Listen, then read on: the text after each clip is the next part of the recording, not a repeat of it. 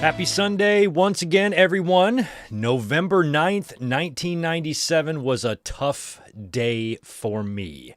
One of the hardest days I've ever had as a pro wrestling fan. I remember so much about watching the Survivor Series in 1997 with my friends in my apartment and watching the finish of Brett and Shawn and not knowing what the hell I just watched. All I knew was something was bad. Something has gone sideways. And it was mind-blowing as a Bret Hart fan watching my worst nightmare come true. Him being screwed out of the WWE Championship, leaving the WWE, and then going to WCW. And this is basically where it all happened. Today is the 28th anniversary of the Montreal Screwjob. So we are finally going to watch Survivor Series 1997. I've been putting this one off for a few years now because I just haven't wanted to watch it because I don't have very many fond memories of it, but I have a lot of vivid memories of it, and I'm sure I will be sharing that with you as we go through here. I don't remember much about the show.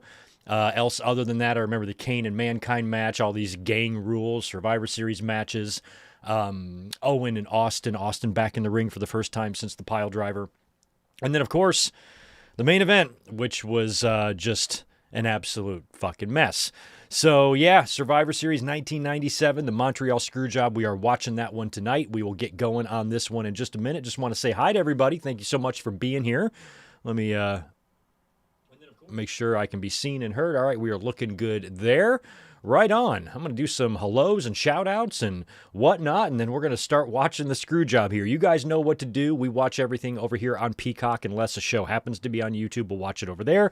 But we're on Peacock tonight, and tonight the runtime on Survivor Series 1997 is 2 hours, 43 minutes, and 11 seconds. You want to search for Survivor Series Season 11, Episode 1, and that's going to be 1997. So you guys know the drill. Just a couple of minutes. We'll all hit play together. Once we do that, that timer right there will begin to run. That way, if you experience any interruptions or ads or anything like that over on Peacock, you can sync back up with us. I have killed ads over here on this stream, so you shouldn't be interrupted over here, but you may be interrupted on the cock. So you guys can go pull up your Survivor Series while I'm doing some quick shout-outs, and we will get going on this one here in just a minute. VHS Nostalgia. Good to see you. Gilbert Arbalo. We got Noah Heiss in the house. Zane G is here, along with Robert and Melissa. Brandon McNeil in the house. Good to see you, bro. We Are Pro Wrestling is here.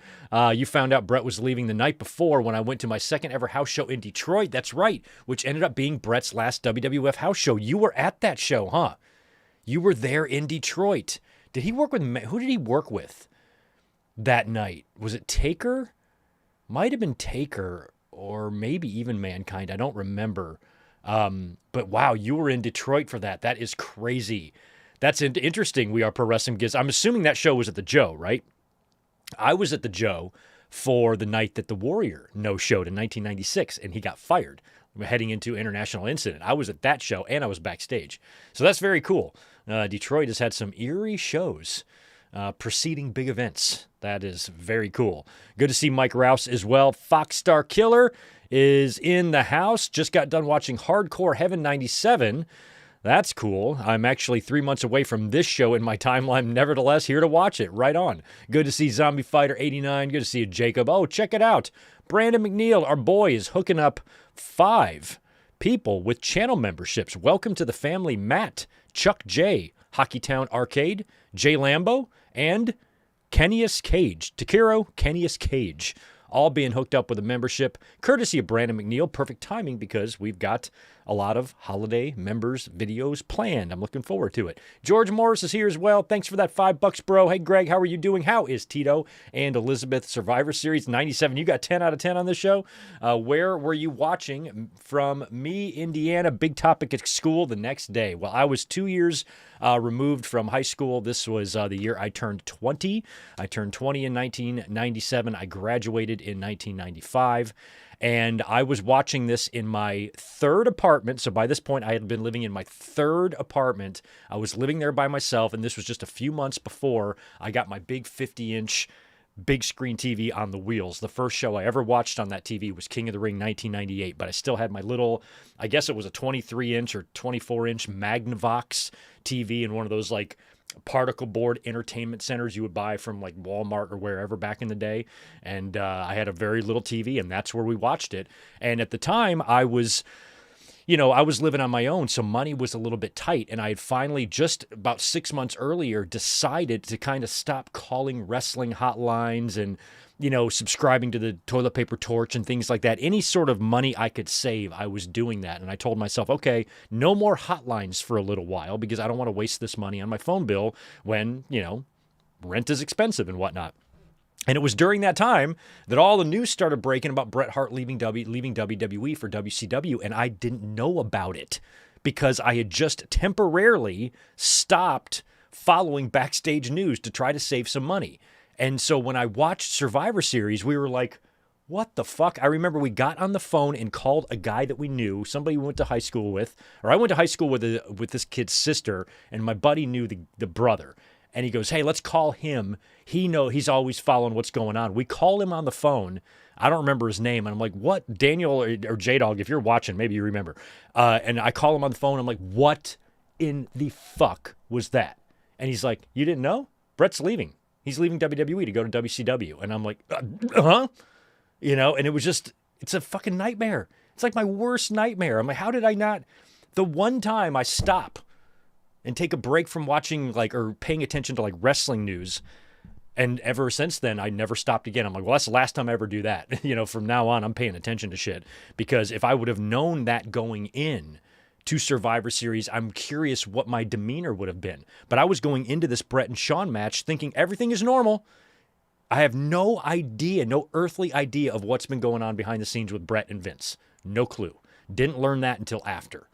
And so when I heard that night, I'm like, well, am I a Shawn Michaels fan now, or am I a WCW fan? Where's my alliance? Does my alliance stay with WWE, or does it leave with Bret?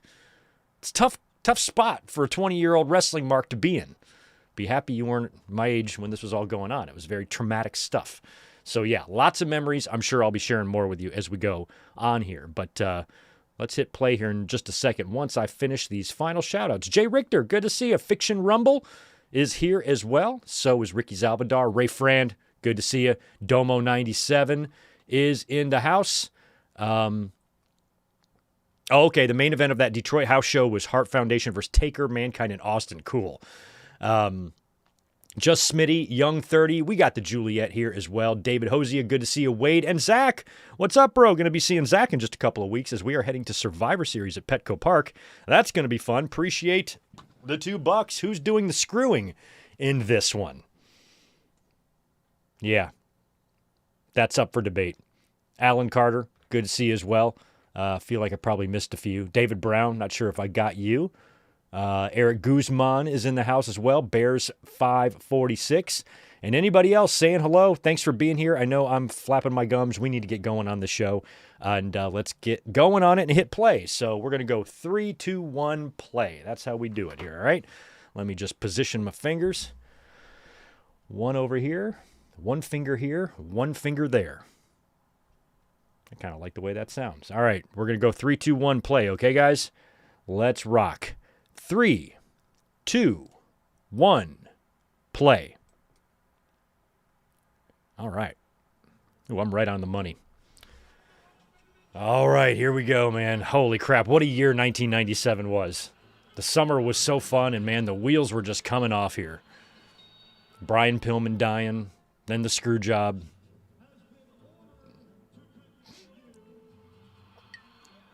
And if you remember, they were supposed to do this match at the King of the Ring, but Bret injured his knee. So they had to scrap that match. They went with Shawn and Austin instead. And then the night after was when, on Raw, in the backstage area, before the show started, was when Bret and Shawn got into the legitimate shoot fight. And Shawn tore ass out of the building.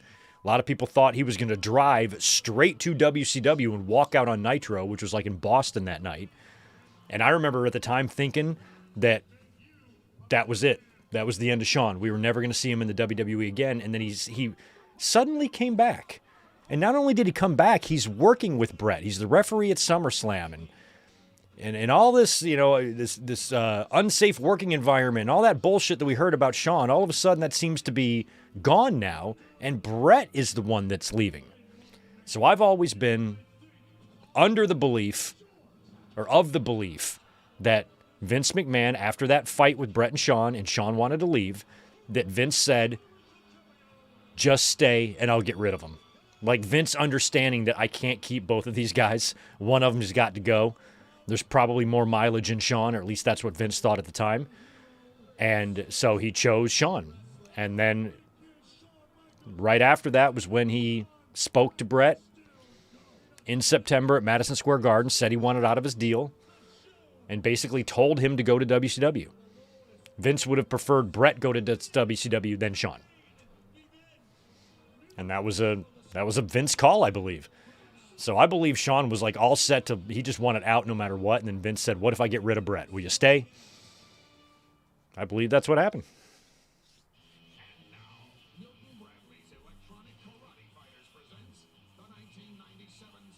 What a tense day. Like, as a viewer, you don't really know that backstage there behind that curtain, it's just a very eerie and kind of bizarre atmosphere. We've heard that story from so many different perspectives. People who were at the show backstage and just what it was like being back there. And this is a sold-out Montreal Molson Center. What's it called these days? Was it the Air Canada Center after the Molson Center, and then it's probably been something else, or now it's called something else?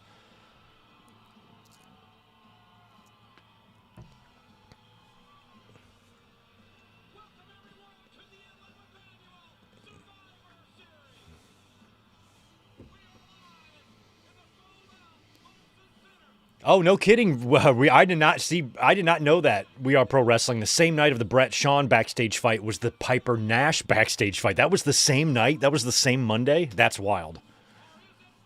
David Jose, you're convinced Vince and Shawn were lovers? There is smoke to that fire. Or fire to that smoke.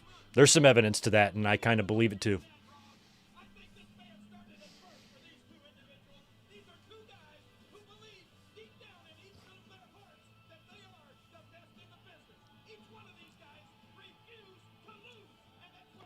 Oh, yeah, Howard was not on the show, huh? They have a French ring announcer? Is that...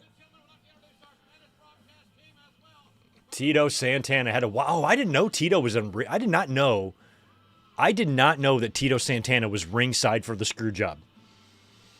I had no idea. Ray Rougeau. So we got a Strike Force and a Rougeau brother watching a Heart Foundation member get screwed. That's awesome. Ray Rougeau just got reelected mayor of Quebec. Am I hearing that right? You want to talk about an alpha male? He's a real deal.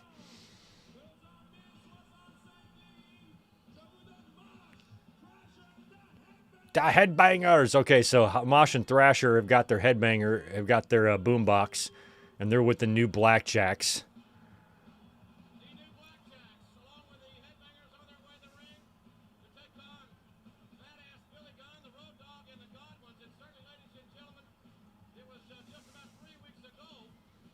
That's right. Who did... I referenced this in the pay-per-view we watched last week. I was thinking the Headbangers had broken that boombox, but it was the Outlaws. Oh, it was the Outlaws that broke the boombox. I was thinking like Too Cool had something to do with it, but yeah, this was a couple years earlier.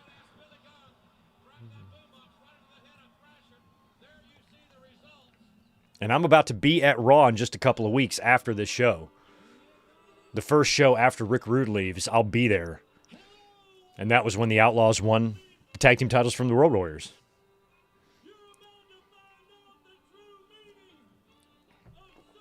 So they're not really the Outlaws yet. They kind of are.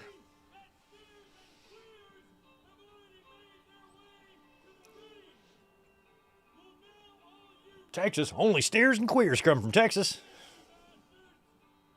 And you don't really look like much of a steer, so I guess that kind of narrows it down.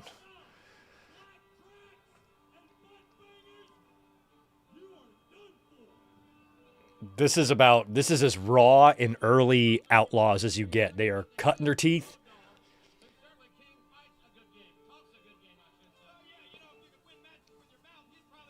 I mean, shout out to the toughness that's here. I mean, we got Billy Gunn, Canterbury, fucking Barry Windham, and Bradshaw. We got an Armstrong in there.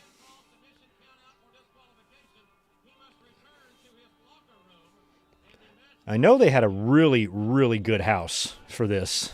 Let's look it up. I want to say it's 18,000. 20,000. 20,593 with a buy rate of 284,000. Damn. Over 20,000 in there. That's nuts.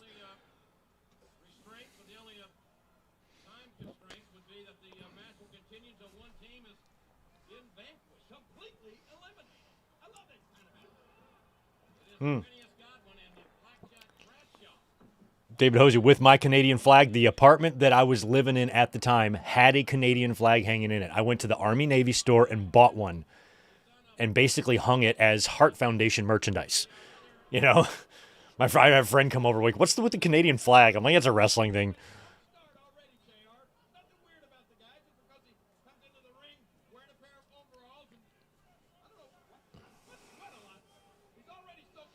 So is this a team? This is a elimination match, I'm guessing, right?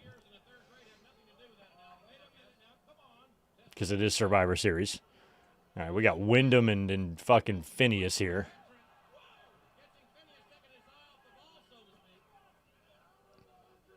Barry Windham still there. I don't think Barry Windham left in between being the stalker and this. So he signed in 96. So he's been back about a year, over a year now. At the previous Survivor Series, he was the stalker.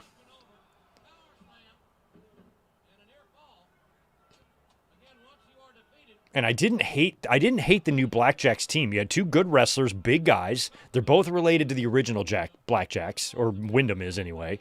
And I thought that was cool that they were resurrecting that team, and they did such a good job of looking a lot like them.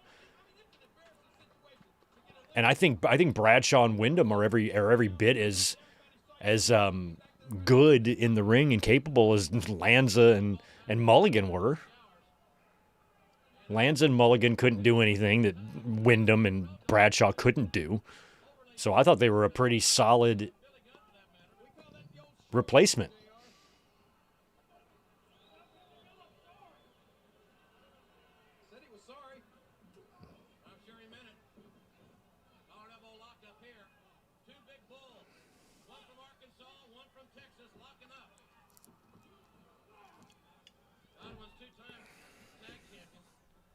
Oh, Bradshaw, well, okay, they both were. Okay, so they both were related. I couldn't remember if Bradshaw was. Or Bradshaw's Lance's nephew, really?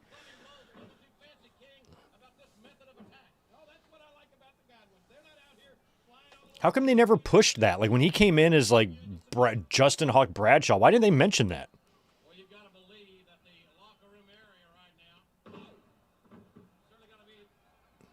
Oh, yeah, that's right. We Are Pro Wrestling, because Barry would be back in WCW. He'd be a part of that rap is crap stuff, right? Which rap is not crap.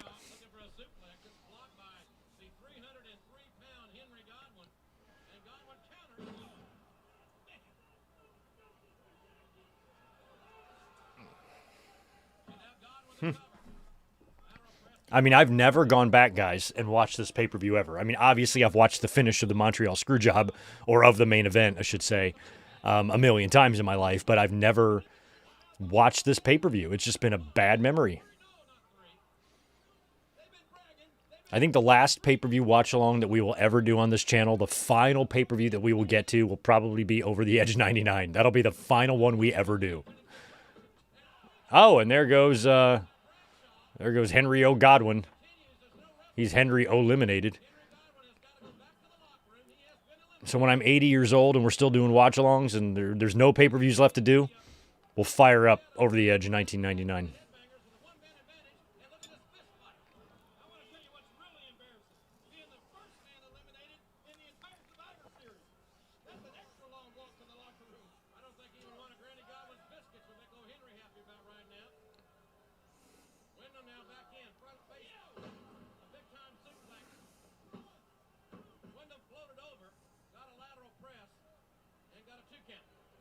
Wait, oh, you tried to get this on VHS in 2012 and failed.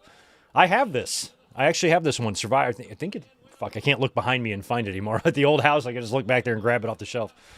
I'm certain I have this on VHS.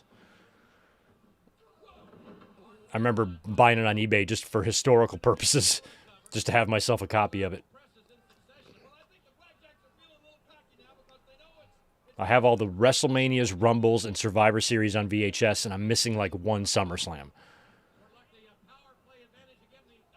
Oh. Mm-hmm. He's out. And that's Wyndham eliminated, so now it's JBL and the Headbangers against Phineas and the Outlaws. Wow.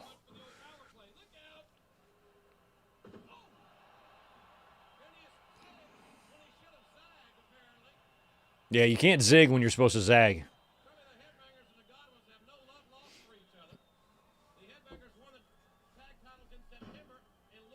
Yes, I'll watch Hell in a Cell 2019 before Over the Edge 99. Yes, I will. Like I said, I'm going to be 80 years old when we do this, but we're going to get to them all.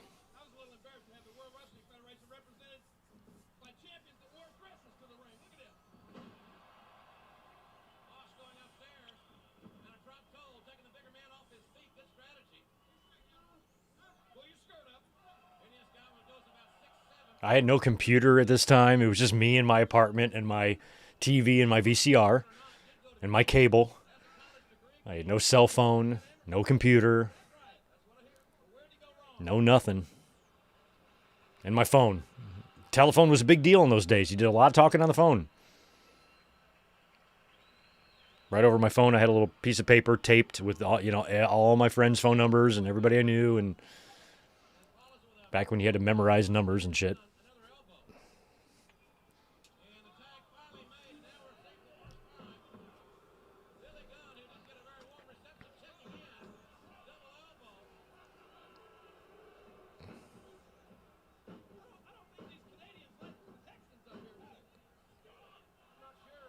Chill out, Rockabilly. Billy Gunn, who was in his mid-60s, still looks amazing. We got Road Dogg on the writing team. You got JBL, who still makes appearances. 28 years ago. Wild.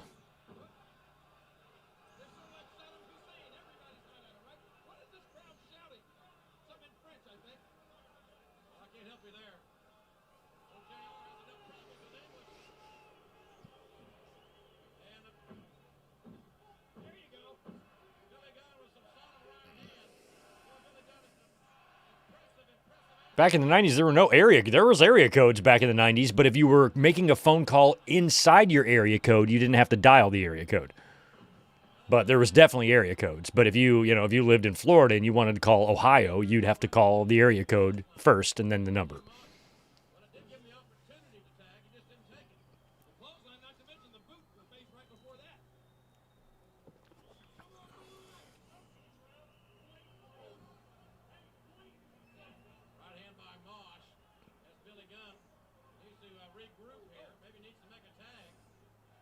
Most people don't know this, but I have hoes in different area codes. Oh. Is that a bulldog or a... No, that was not a bulldog. I would have sworn that was Mosh hitting Billy with a bulldog, but Mosh got pinned. It just looked like a bulldog. Oh, yeah, the Outlaws celebrating.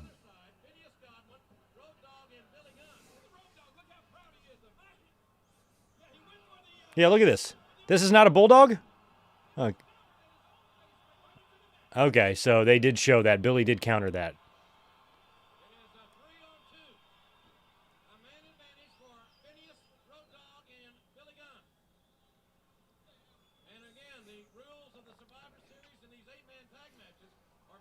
Yeah, up in the arena there's a sign that says Compaq. That was my first computer about 2 years later, maybe less than 2 years later. I know it was in 99. No, it was 2 years later. It was right at the end of 99. I finally bought a computer. I bought it for like $200 or maybe it was $400, and I had like a rebate. I got like a $100, $150 like rebate on it. So I basically bought like a $250 computer with a printer, and I brought it home, figured it out, got internet, dial-up internet, of course, and the very first thing I did was go right to Napster, and I started downloading music off Napster. And then that lasted just for a few months, and they finally, they were actively trying to kill Napster. They did. And then I moved on to LimeWire and was downloading music like a motherfucker as much as I could. And I was like, this is so cool. I have a music machine in my apartment now. I can download any song and burn any CD I want. I was blown away by that technology. I could not believe that instead of having to go to the record store and buy the shit, I could just have anything I wanted for free. I know it's piracy and I was doing illegal things, but it was 30 years ago. What the fuck do I care? Fuck you, Lars Ulrich. I downloaded all of Metallica's albums. Rocked out in my car to them for free. Called the police. Called the police on me. Say, Good Mike Work was pirating music in 1999. Go arrest him. As you can tell, I feel very guilty about it.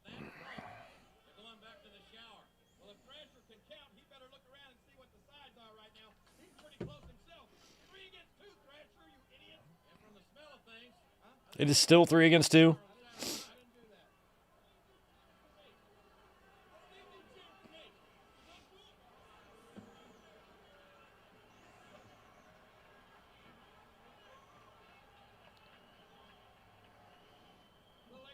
But I remember when I first started like burning CDs and stuff, and then I was like, oh my God, you can like print out artwork and stuff and make playlists and shit.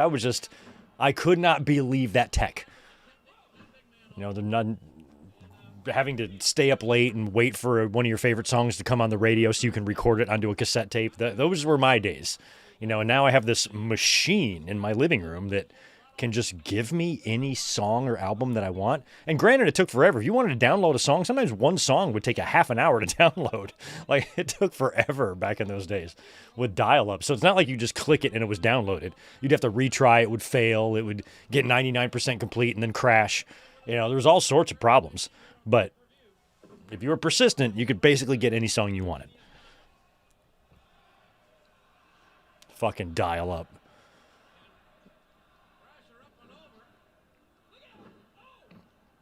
That technology would not support what we do now. There's no way I could do a watch-along in 1999 with my compact Presario computer.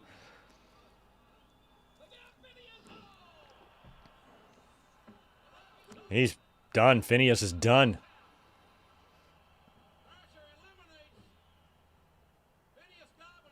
So is it 3-on-1 now?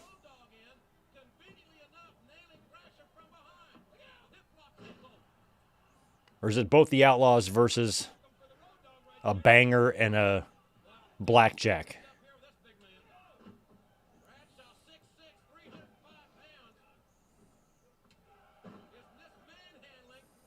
Nobody to tag her.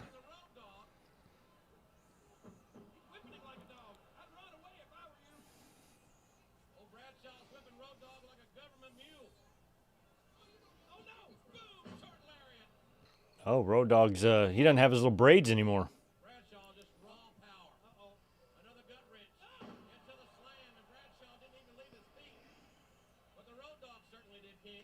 Jeez.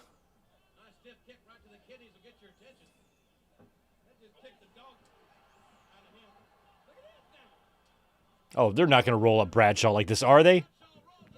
They did it?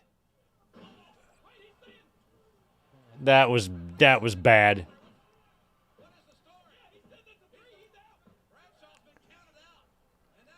He wasn't counted out. He was pinned. It was just a quick pin.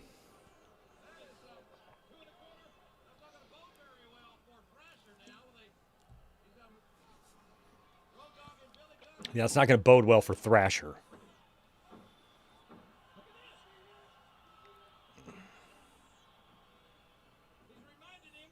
No, Road Dogg already had the braids. He had them in 95 when he was the roadie. They're gone here, but then I don't know if he grew them back or attached to them. I don't know how they work, as you can tell.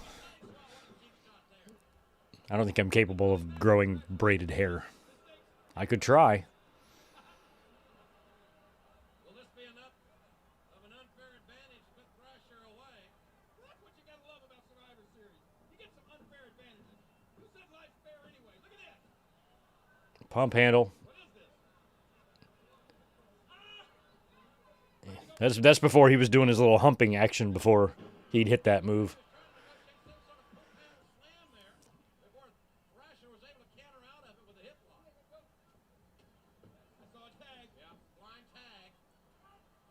There we go. Oh, is this going to be like their finish? Like that into it? Nope. Oh, he didn't even fucking hit him.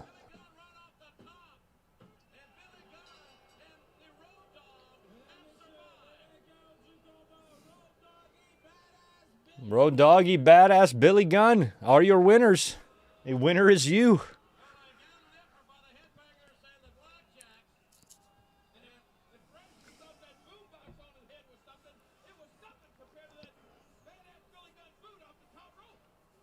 I had that Heart Foundation shirt with the Canadian maple leaf.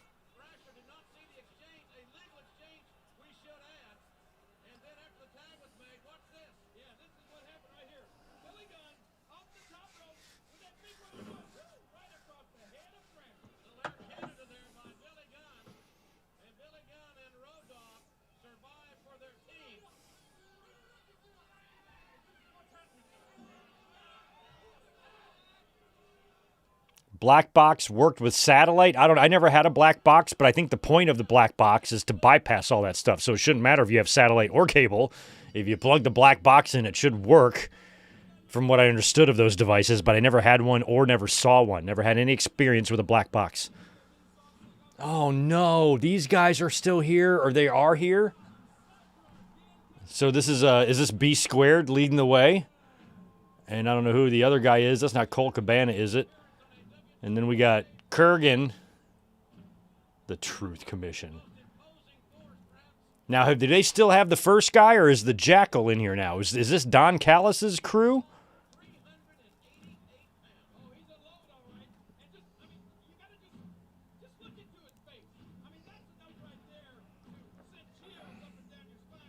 I thought the Truth Commission was so stupid.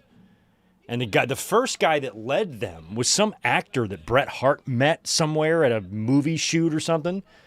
And then they brought him in, and then he was quickly replaced with Don Callis.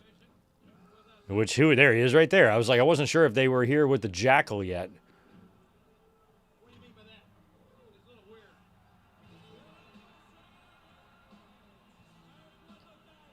So is this what? Oh, is Callis wrestling? That's crazy. Don Callis is going to wrestle in? I did not know Don Callis worked a match at Survivor Series 97.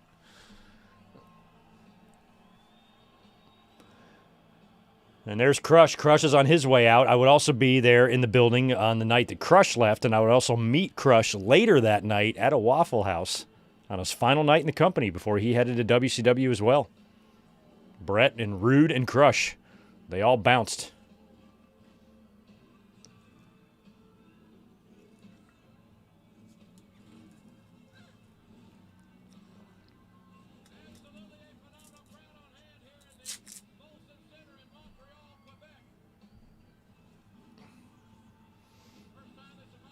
I should have ordered some Molsons. I drank a few Molsons when I was a kid. Molson Ice. I remember drinking a few of those at some work parties when I was just a young whippersnapper.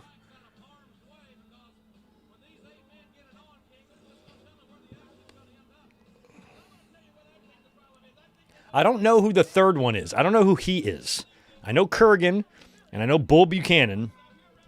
The third Truth Commission guy, I have no idea who that is.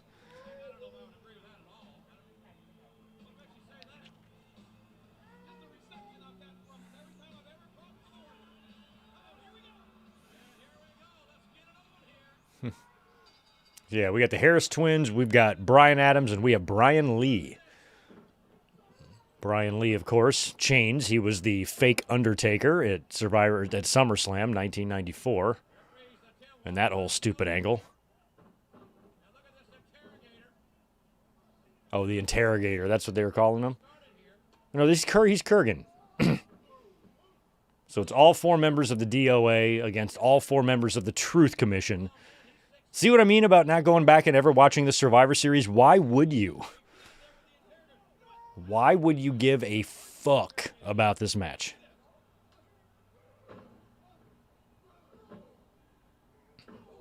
And they had themselves a nice giant here in Kurgan, but they never did anything with him. He'd be in the oddities, of course. He'd dance around like an idiot the following year.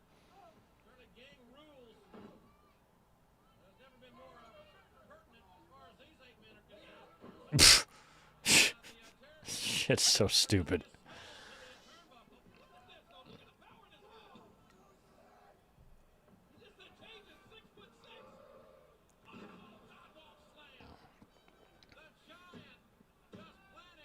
Damn. Just like that. Sidewalk slam does it in.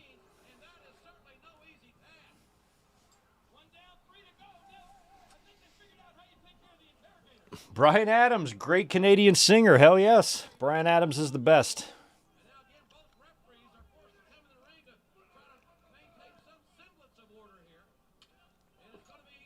I'll never forget the movie Real Genius with Val Kilmer. There's like a party scene. It's like a pool party they're holding in like the college theater or auditorium or whatever. And Bryan Adams' One Night Love Affair is playing. It's probably one of the best song scene pairings that I've ever seen. Fucking brilliant. Look up later tonight, Google, or you go on YouTube and look up pool party scene in Real Genius. Oh, here comes Callis. Look at him. Look at him with that hair, with that mop. Nice flying knee. And Jackal and Callis wrestled. He goes way back with Jericho and Kenny, and he's another Canadian, I believe, right? God, he looks like such a woman, doesn't he?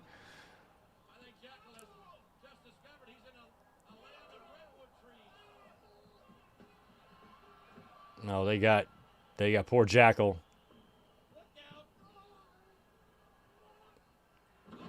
Nice. Goodbye, Jackal.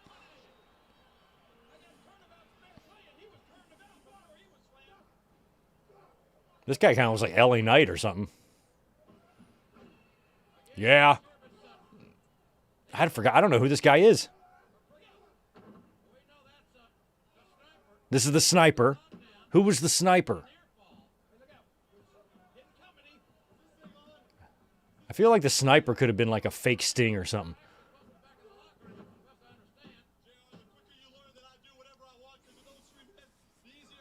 Oh, good. Callis is on commentary now? Good.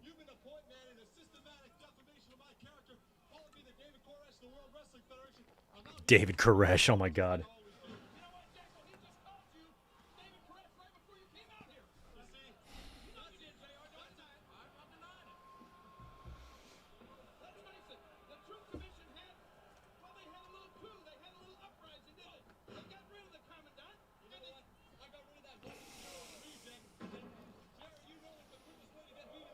Yeah, David. I hung out with Crush on his final night in a Waffle House right after Kane crushed him or tombstoned him on Raw. And then he would show up on Nitro a couple months later, attacking Bret Hart.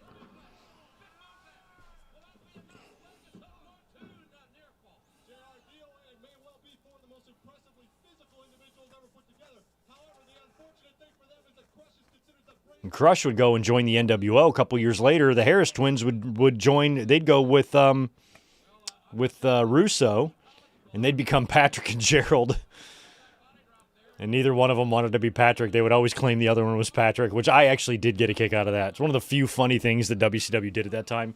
Like that, I found humorous. But not like the Oklahoma making fun of JR. But like that little subtle thing where neither guy wanted to be Pat, I found funny. I didn't find it offensive or over the line or anything like that. Like Oklahoma was so offensive, you know, like you wanted to beat the piss out of Ferrara for doing that. But the Harris twins doing that thing, or like they're both insisting that the other one was Patrick. Hilarious. That's all right. He's wearing a green shirt. Close enough. Pin green shirt guy. Who cares? Pin green shirt guy. Bye B squared. Or I guess it was bye. It would be B cubed.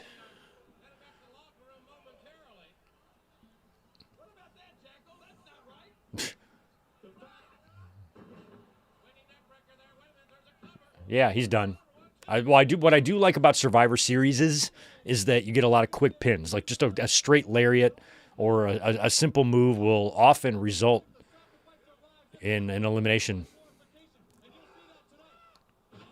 Like that will. That's definitely, he's done. Goodbye, Sniper. Nope, maybe not. Kurgan's distracting the ref. This is a bunch of baloney. There we go. Now he kicked out. Damn it, Interrogator. We had a chance to get through this match earlier, and you screwed it up.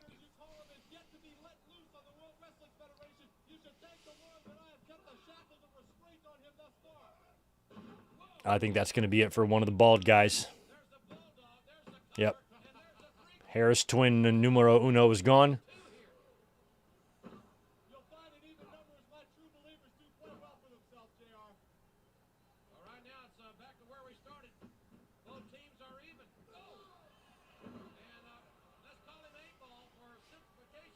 When did DOA, when did the Harris twins leave WWE?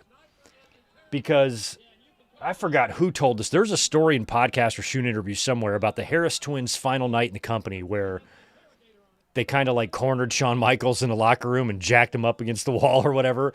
And Shawn corroborates the story. Like they had they kind of let Shawn know, you know, that he was a prick and an asshole and everything. And I think Shawn ended up being cool with them at the end, but they definitely like kind of threatened him.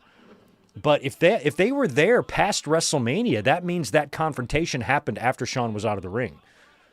So it must have been there when Shawn was in as the commissioner or randomly doing commentary in like 98, you know, if that's when they left. But it might have been Cornette. I forgot who it was that told the story, but Shawn had also kind of corroborated that something like that had happened. But it must have happened when after like Shawn was retired or semi-retired from the back injury. Because I'm pretty sure DOA was in that big, weren't they in the big battle royal at WrestleMania 14? Maybe not. Maybe they were gone by then.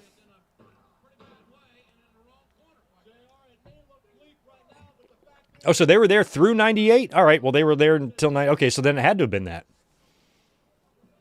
It must have happened when Shawn was just there, hanging around.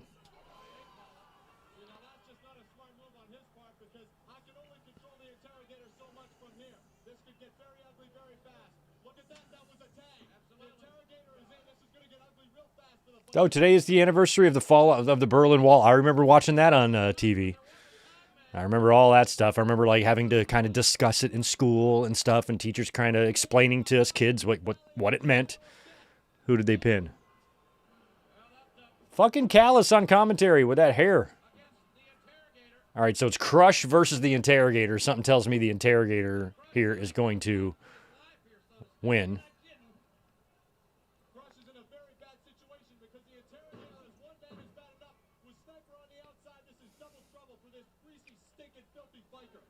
Yeah.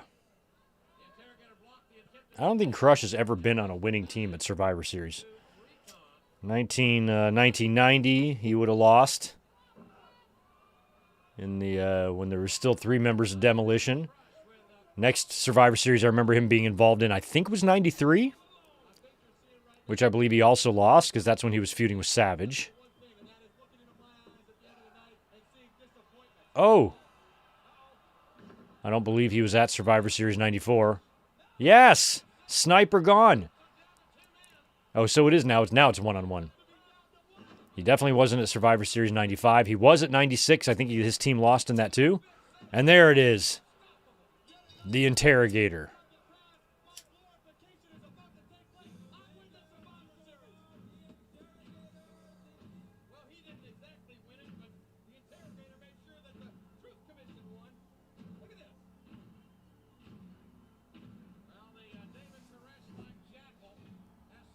I mean, that David Koresh reference wouldn't land today. That's so long ago.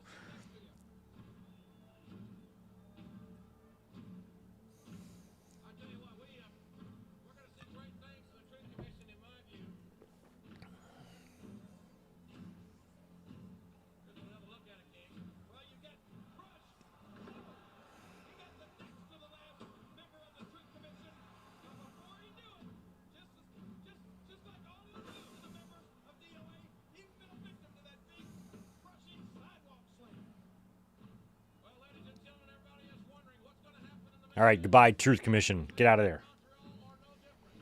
We asked many of them earlier today to pick us a winner between Sean and Brett. Pick us a winner between Sean and Brett.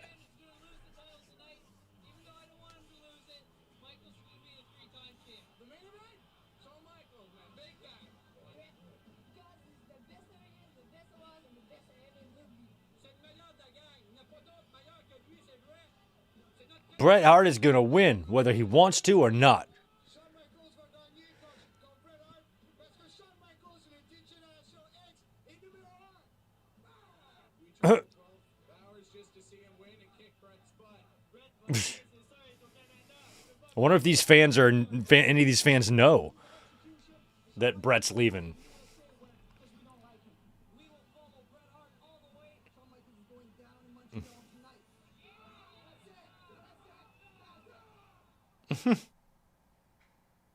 Certainly a variety of opinions, and you're looking at a live shot of downtown, beautiful Montreal. And certainly what a clean, wonderful city. Had some smoked meat last night at Schwartz King. Well, you did. Smoked meat. I'm just looking at my calendar. I don't know if my calendar may be wrong. Is today Halloween? Did you see the faces on these people here in Canada? Ladies and gentlemen, Kelly is standing by in our America Online room. Oh, good. America Online. Look at Kevin Kelly. Look at Austin there in the America Online room. That sucks. I don't want to be in here, man. UK, from Canada, from France, from England, from Germany, everywhere. And of course in America as well. Keyword Superstars is how you do it. And look, Stone Cold Steve Austin is here right now. And Stone Cold, I know everybody's talking to you, asking questions online about your match. He doesn't want to answer these stupid. I don't blame him. I don't want to answer any stupid questions either. Dumbass questions. Steve Austin doesn't sing. So you're damn right I'm worried about it, but that's the bottom line. You got to live with these things and go on, and Steve Austin's going on. I don't need nobody feeling sorry for me because this is just something that happens. Stone Cold is talking to the fans online right now. Join us fans on America Online. It's Keyword Superstars. And for Look at them laptops. My God. click on International, then on Sports. Then once you're there, it's Keyword Superstars for exclusive backstage coverage. Nobody knows how to work the internet yet, Kevin Kelly. 11 people had computers in 1997. Of course, ladies and gentlemen, Milton Bradley Karate Fighters has been a very major part of the success of this Survivor Series, and obviously we've got a record-setting crowd here for any Survivor Series. And earlier tonight, they had quite the party. Our good friend George Birch from Milton Bradley and his son were Milton Bradley. along with many fans, many sponsors, and there's his son having some fun. He'll have something to tell his buddies. I think there was a baseball player named Milton Bradley, wasn't there? Not the cheap seats. I'm talking about the high-dollar seats up there. Absolutely. Well, ladies and gentlemen, coming up next, it's Team USA versus Team Canada in another 8-man elimination matchup. And there you see the 8 men that will represent their respective countries. And certainly a unique story on how Steve Blackman Look at this crew. put into this. So Blackman had just come in.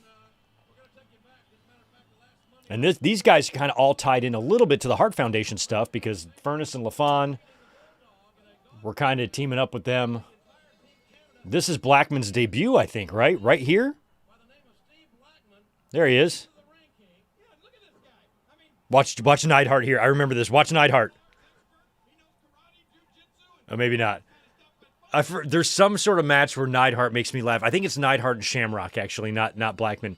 But I think Neidhart like faces Shamrock on Raw and or something happens, and the way he tries to fight with him is just, I remember just laughing my ass off. Vader was the man that bailed Blackman out of jail. Vader was the one that went to Vader bailed Blackman out. Blackman to join Team USA in this matchup. Right Team USA. I'm going to tell you something. I'm not crazy about this idea of Vader. I mean, here's a Johnny-come-lately. Sure, he may be a great martial art expert, but, you know, he's going to be in front of over 20,000 people here and half of the world watching. And he's So it's Davey, Anvil, and Furnace and LaFon. versus Mero, Goldust, Vader, and Blackman. That's interesting. The team you've assembled here really doesn't even seem to have a common thread. Vader has assembled Team America. Let me take a minute. Team America. The man they call Goldust, Mark Merrill, and Steve Blackman. Goldust is right in the middle of his kind of transformation into Freak Boy. We don't have very much in common. Pillman just died, so they had to pivot Big mouth, from the angle they were doing. trash talking. So that's when they were running those sit-down interviews with like Mankind and Goldust on TV. Goldust dumps Marlena, and he starts wearing the FU on his. That means forever unchained. It's time to get back. And oh yeah, Team Canada, they're tough. Team Canada. 4-on-1. Tonight, look around you, Team Canada. It's 4 against 4. So it's just not Vader time tonight. No, it's America's time. Mr. Blackman, 6 days ago on Raw, you needed a ticket to get into the arena in Hershey. Tonight you're a member of Team USA. You must be nervous. Well, I may not be experienced in WWF wrestling, but I'm certainly experienced in every other form of fighting. Yeah, Steve Blackman is just the an absolute fountain of charisma. Gentlemen, that's Team USA. Oh, listen to this! Listen to this music. Team USA. There's no Patriot. Patriot's gone, or is he? Yeah, he's gone. Patriot's gone, but they're still using his music. This is interesting. So, since I've never gone back and watched the show, this is surprising that they're using Kurt Angle's music that was previously used for the Patriot, but the Patriot's already gone. He got a title shot 2 months ago at Ground Zero, so he's already gone. And now Goldust, Mero, Vader, and Blackman, all heels, I think. Maybe not Vader. Damn, Sable.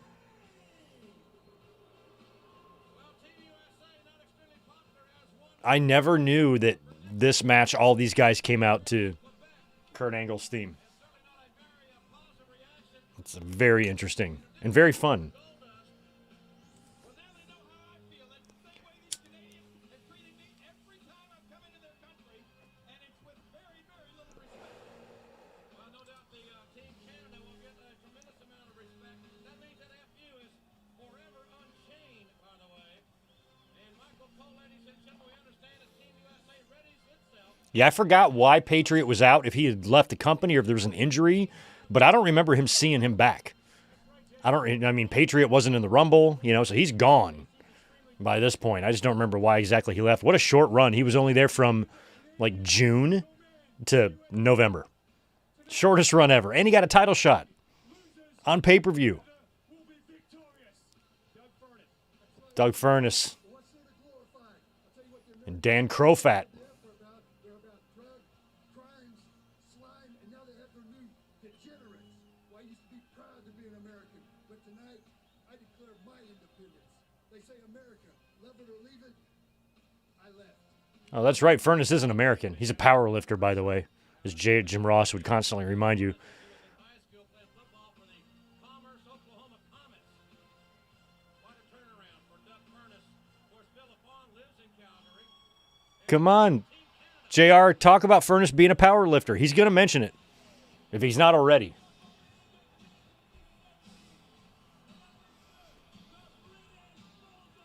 And they're all coming out to Brett's music.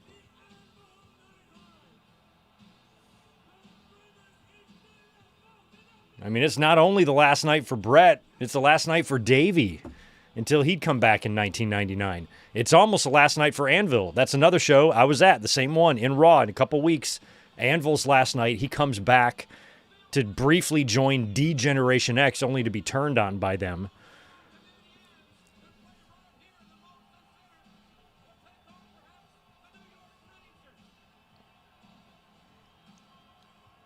And I don't remember why they changed LaFawn's name, because Doug Furnas was always Doug Furnas, but LaFawn was real name, or at least wrestled under, I think, Crofat, Dan Crofat or Crofat.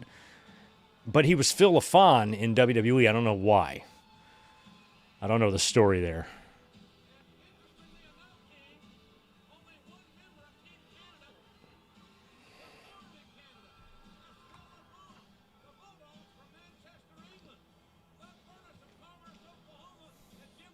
Pretty sure Anvil's last Raw was on November 24th. That's the Raw I was at when he got kicked out of DX. Unless he showed up on that next week, which would have been a taped show.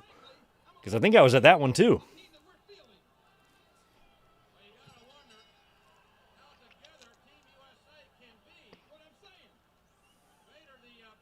Oh.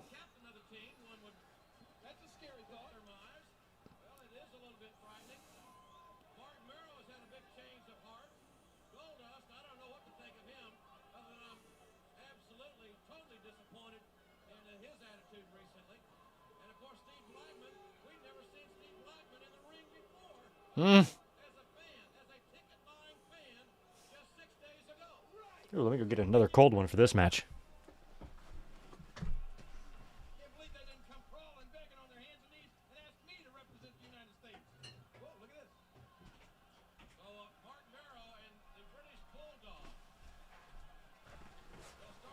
No, it's Mero and the Bulldog, huh?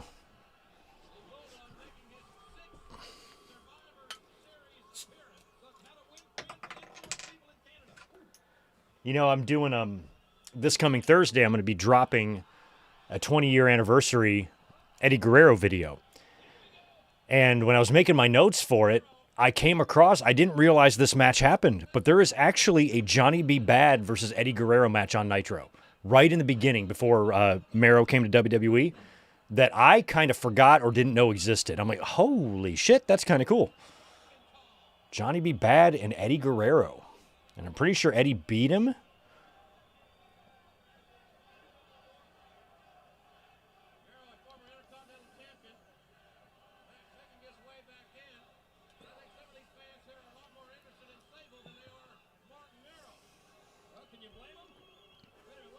He's moving Sable. Yeah, the fans are all barking at Sable.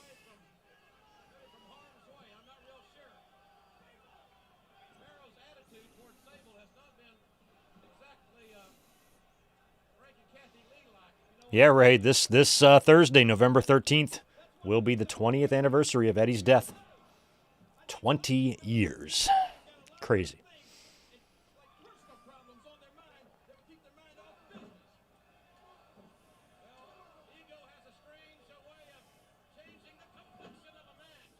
I was living in a 3-bedroom house, big backyard, 2-car garage in Wilmington, pretty close to the beach. And I remember waking up that morning and firing up my computer and seeing that Eddie Guerrero had passed away.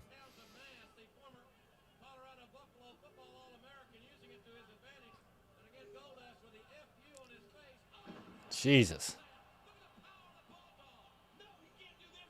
Bulldog and Vader have a lot of history. Oh, my God.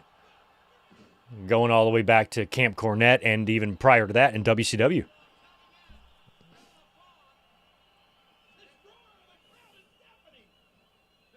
Yeah, the crowd is very pro Hart Foundation here. Team Canada.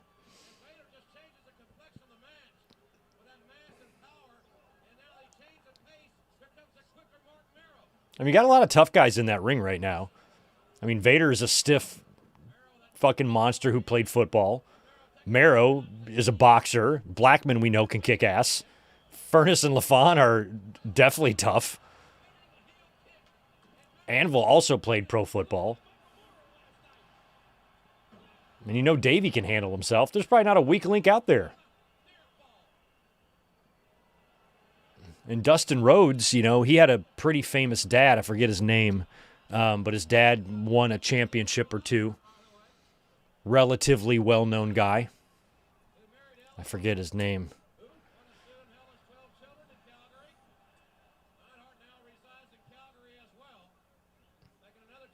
Everybody resides in Calgary.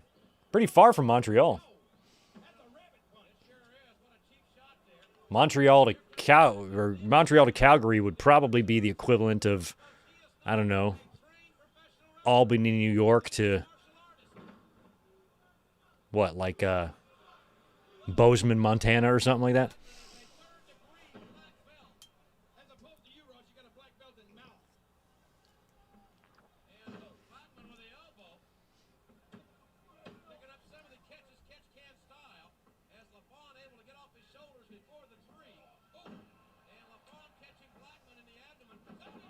I remember the previous year, they were really pushing that Furnace and LaFon would be the ones to beat Owen and Davey for the tag titles, but they never did it. And I remember being happy that they came in because they were so desperate for teams. 96 tag team division was like ass, and then they put Davey and Owen together, and that made a credible team. And then bringing in Furnace and LaFon, I was like, okay, they're trying. Things are getting better. It's not just skip and zip anymore. We got some actual teams in here.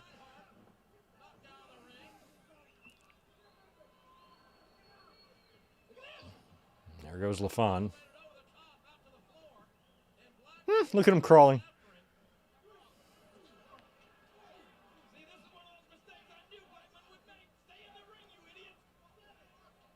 He's going to get counted out or something. They're going to count. They always have to do that in Survivor Series matches, too. At least a couple guys have to get counted out just to speed things up. Yeah, he got counted out.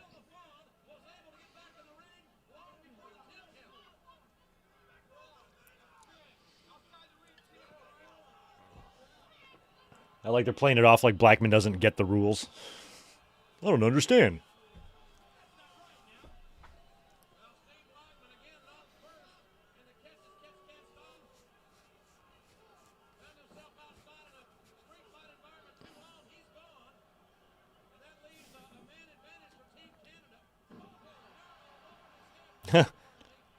My mind is a little dusty, says Superman Bash Fisher. Well, that doesn't help me. Here I am trying to remember Dustin Rhodes' dad's name, and you're just telling me my mind is dusty? How does that help me?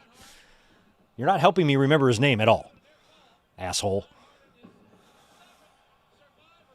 Might have been Mikey Rhodes or something like that. I don't remember. I don't fucking remember. Don't make fun of me for having a dusty mind. I'm just trying to remember Dustin Rhodes' dad's name. Dick. Is it Dick? No, it's not Dick.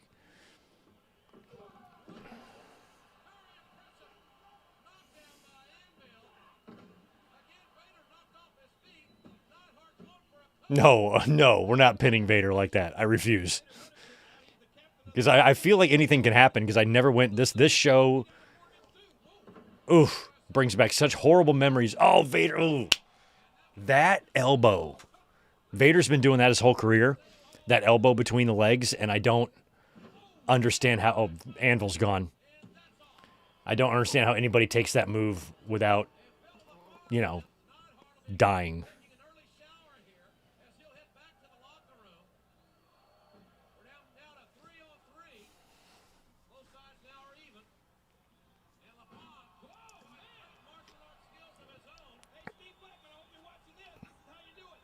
Wrestle Tickets put out a new tweet a little bit. As of the posting, Raw is set up for 7,200. So far is 3,000. That's got to be for a future Monday Night Raw. Tomorrow's Raw in Boston is doing a great number. They got 16,000 fans in there. So that's probably for a future Raw at some point. It's definitely not tomorrow's Raw. The next few shows, WWE's going to do real well. Boston's going to be a pretty good house. MSG the next week's going to be a pretty good house. They got 35,000 coming in for Survivor Series at Petco Park.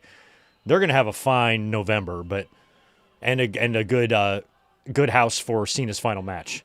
So immediate future, they're fine, but they are starting to run smaller buildings and get a lot less people in there. Oh.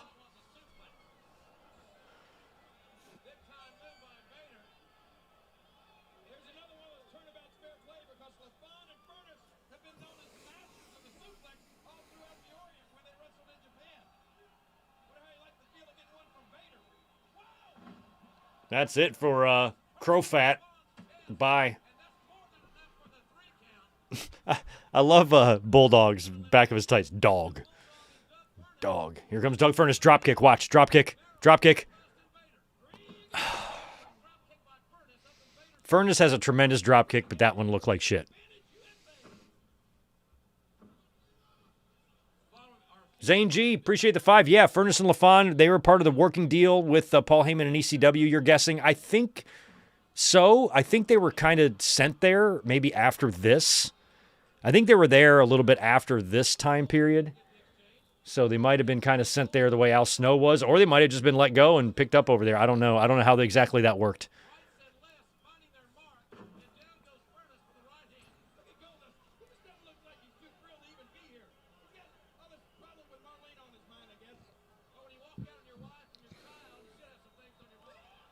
Oh my God, that looked terrible. I love that move that Mero did, that moonsault, but it was a terrible landing. Oh. And this is where Mero had to transition as well. He went into that boxer gimmick after he tore his ACL and did a bunch of knee damage to himself, and maybe that high-flying Mero style wasn't going to work, so he tried to... But he could still do the top rope stuff, but he just wanted to move into the boxer gimmick.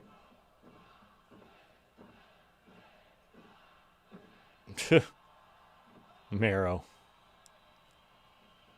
Mero is a nice guy. I've met him a couple of times. I've exchanged DMs with him. I sent him pictures of the two of us from 1996.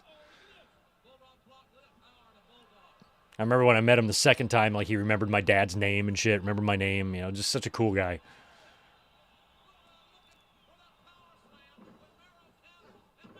Oh, knocking out the Bulldog. Bulldog took funny bumps. He just had a funny way of bumping.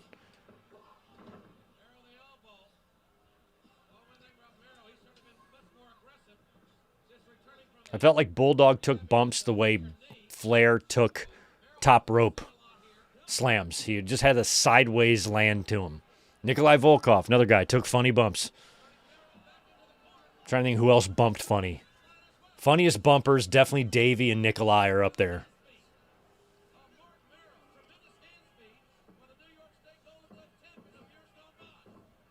Oh, nice. Mero, love this. God. And Furnace pins Mero.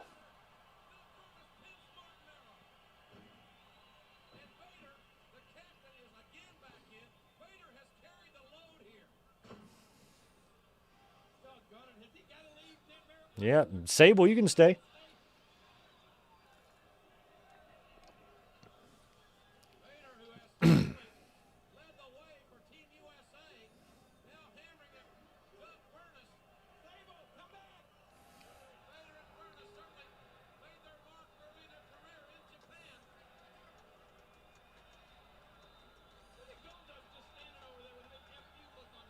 Oh, yeah, Zane, you had that one earlier. Sorry, I saw that $5 from earlier. Trump being booed at the Washington Commanders game. Possibility of Trump being there for Cena's final match. Would it take away from Cena's final match? Yes, it would.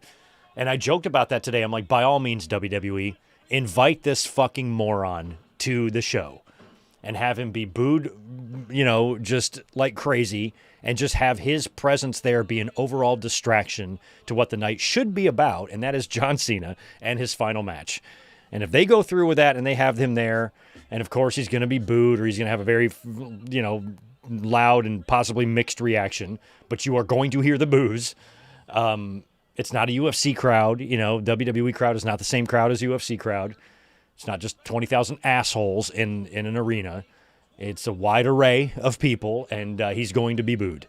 And if his presence is what is talked about the most, I think that does not do any favors to John Cena or John Cena fans who are there to watch him retire.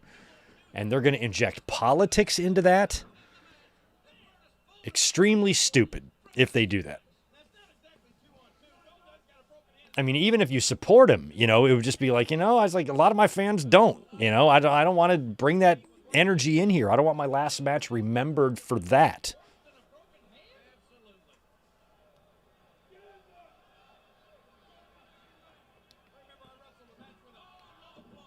But maybe today's reaction at the Commanders game is maybe an indication. But I mean, what do you do if you're WWE? If he says he wants to come, we're like, well, you got to let him come. But in terms of like maybe extending an invite, maybe they'll just keep their mouth shut about it and not worry about that. But yeah, I'd hate for it to take away from the match and that to dominate the headlines after the show.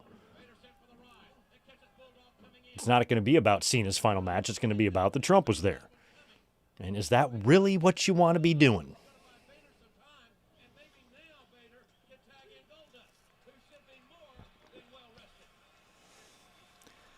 As of right now, I'm going to be here to watch that. We're going to do a watch along of Saturday night's main event, unless, for any reason, right now I don't have a Christmas party booked that night at the restaurant. But if I do, I'm probably going to have to miss Saturday night's main event. December is going to be a wild month, so I'm hoping that we don't book anything for that night.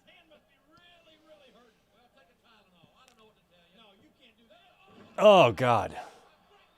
Nice belly to belly by Furnace onto Vader. That was unbelievable. Outstanding power move by the former world-class powerlifter and University of Tennessee footballer Doug Furnace.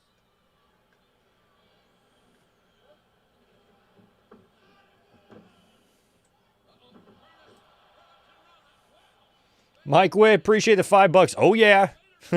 Thanks for being here, dude. I ordered this pay-per-view when it happened, and I watched it in pure shock. Told the story many times. I'm sure I had talked about it, and I did a 25th anniversary of the Screwjob video, 3 years ago now? And then I did a 20-year anniversary 8 years ago. I did a 20th anniversary in 2017, and I did a 25th 3 years ago. And I think in both videos I told the story of how I wasn't paying attention to backstage news for a short time, which just happened to be the same time as the Screwjob, and I got caught off guard by what happened. So yeah, Goldust and Vader ain't getting along here, by the way. He's going to leave, isn't he? Yeah, he's blaming all his problems on his daddy. I don't know why most of us, like me, can't even remember his dad's name. And he's blaming him.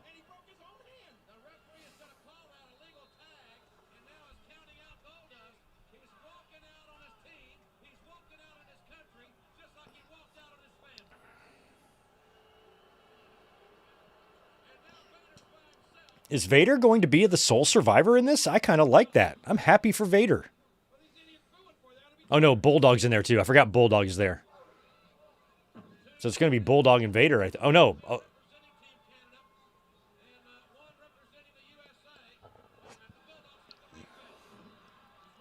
Okay, he's going to get disqualified.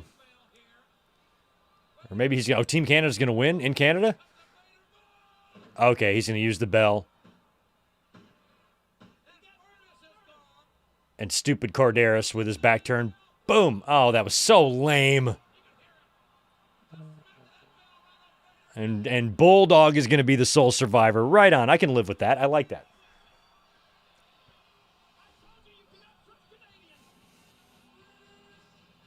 British Bulldog, the sole survivor at Survivor Series. Love it. Be right back.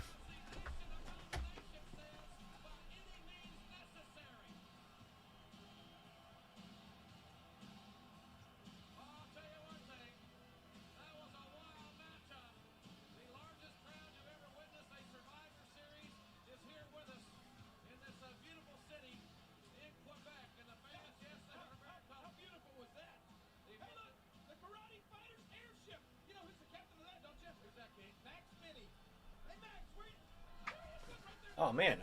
I'm missing the Karate Fighters airship. Damn. I'll never forget the way those things sounded in the arena. I went to a lot of shows with those stupid blimps.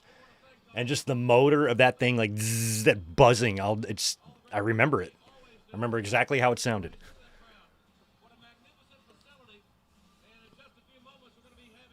WWE love their airships. They should bring those back. How come they don't do that anymore?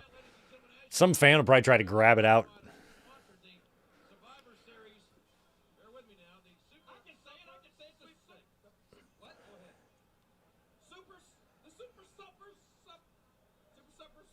You idiots. What are you trying to say? Super Supper Sweepstakes? That's easy. That's easy.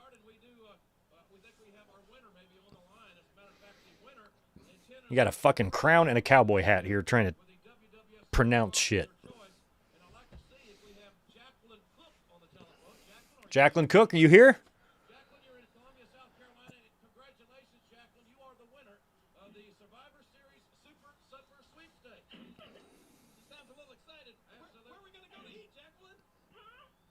Columbia, South Carolina. We can go to Golden Corral.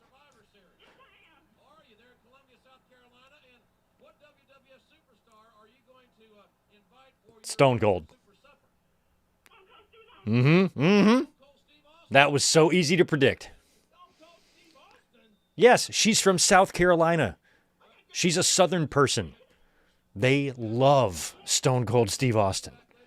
I nearly got trampled to death being ringside at a WWE house show during the main event because the fans bum rushed the fucking ring to get close to Austin. Bunch of psychopath, little hicks, going nuts. I was so pissed. It's like, come on, security. There wasn't enough security to hold him back. They were losing their minds. Oh, right. That's right. It's Kane and Mankind.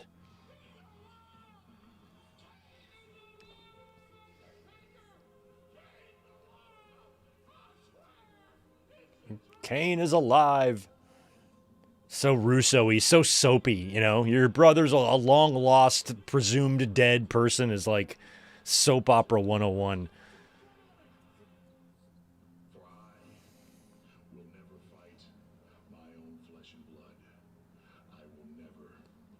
Combine that with Jerry Springer and Howard Stern. What a fucking circus.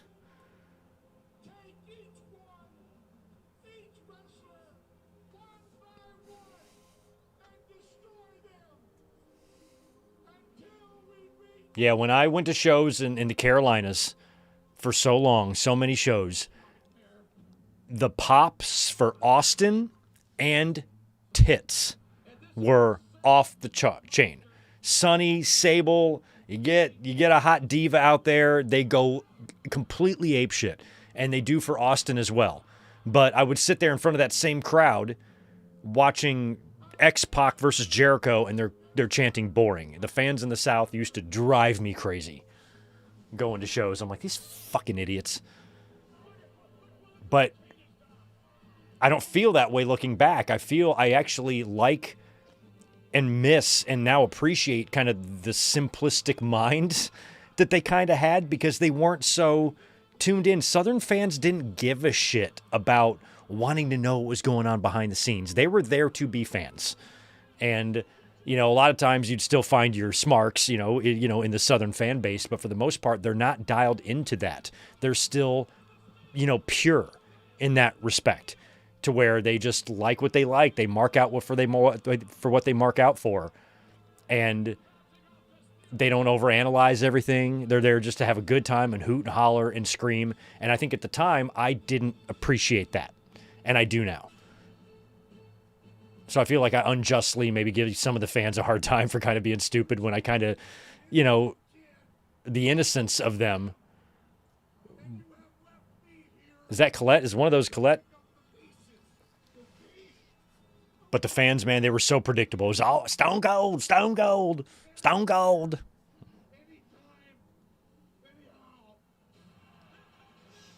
I remember during intermission, a lot of these shows in the Carolinas, they would sell tickets to the next event at that arena. So you would have to, there would be a bum rush at the box office during intermission to get first dibs on the next show. And of course, I would always be there pushing and shoving to be first. And, you know, all the little, I just remember like this one time they were selling tickets for, I think it might've been SummerSlam or something. And, you know, we bum rushed it and all the little kids, here, my money, ringside, 2 for ringside, please. And the lady's like, we're going to give you the best available, sir. There's only a certain amount of ringside seats and not all of you can have ringside. And she's like, you're not going to get ringside. He was like up in the first level. He's like, but I want ringside. You're not hearing me, sir. There's no ringside. Ringside. I'll never forget that. I'm like, oh my God, I got to get the fuck out of the state. So I did. Against the brick wall. Now, how do you face a brick wall? Common sense would say you walk around or you climb over. But that's not my way. I'm going to get a head start, Jimmy, and I'm going to launch myself into that brick wall. That's how you do it. Mankind was a perfect, good first opponent for Kane. Do it over and over again. And like Paul Bearer said, I may die trying, but I may not. So Uncle Paul, if that wall goes down, well, the man you referred to after giving a year of my life. That's right, Uncle Paul. And Foley had already been Dude Love by this point, so he was kind of reverting back to Mankind every now and then. He was Mankind at SummerSlam. He was Mankind in a Shawn Michaels match on Raw that led to the formation of DX, basically. And he's Mankind here.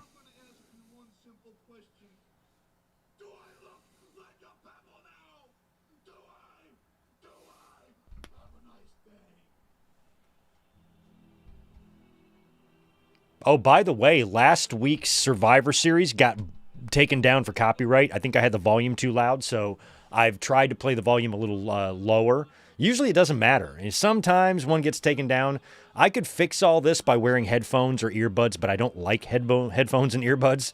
I don't like to wear them. I'm much more comfortable like this. Plus, I like to know, I want to be able to hear if other shit's going on. If I have headphones, somebody could be robbing me and I'd have no idea. So I don't like them.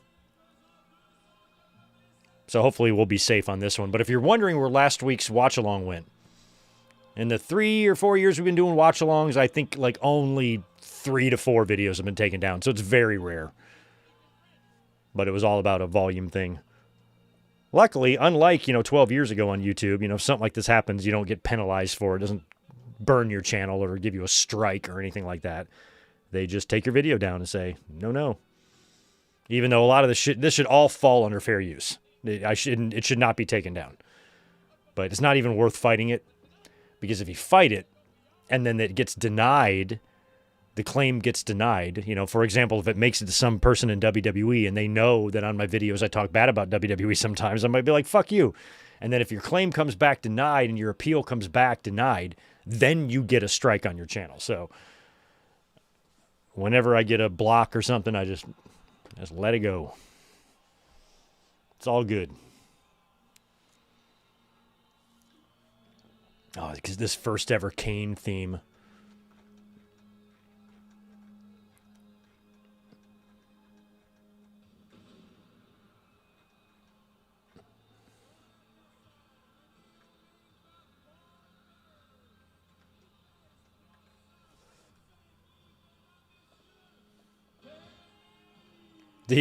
The ring announcer is a trip. I kind of never, I've always known that there was a French ring announcer for this, but I didn't really put it together that we're not hearing Howard Finkel's voice.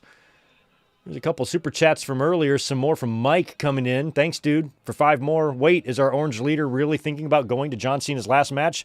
The funniest bumper is The Rock when he took Stone. Oh, yeah, Stone Cold. Well, Rock, that's just a funny bump. I'm just talking about, I mean like a bumper in general. Like they're just average, everyday bumps. Look weird. Davies and Nikolai Volkov's stand out as just weird bumpers. But Rock's stunner bump is great. But yeah, Trump has been rumored to be at Cena's last match for a while, because he's at UFC shows. Triple H is at the White House all the time. Linda is in the fucking administration. And they're running a UFC show on the goddamn lawn in a couple years if Trump lives that long, which I don't think he will. And so they got all this shit planned. So them talking about him being there, I could totally see it. It is in Washington, D.C. as well, but he was in Washington today and got his fucking ass booed. And so I kind of hope that they bring him there, because I think they should learn their lesson here. John Cena's retirement will be ruined by the headlines, Trump booed at WWE show. But WWE is so stupid, they think it's the same as UFC fans, and he's going to get some crazy ovation. He'll get some cheers. It's not like the audience is going to have no MAGAs there. There's going to be some. But, you're going to hear, a very, very loudly mixed reaction. And I think that is going to dominate the headlines more than the match. And that's not what John Cena needs. It's not fair to him. It's not fair to the fans. And you have 5 more. The funny thing is Brett has forgiven HBK, but still can't stand Triple H to this date. Yep. I feel like he's always kind of blamed Triple H. Triple H has taken credit for being the first one to suggest a screw job.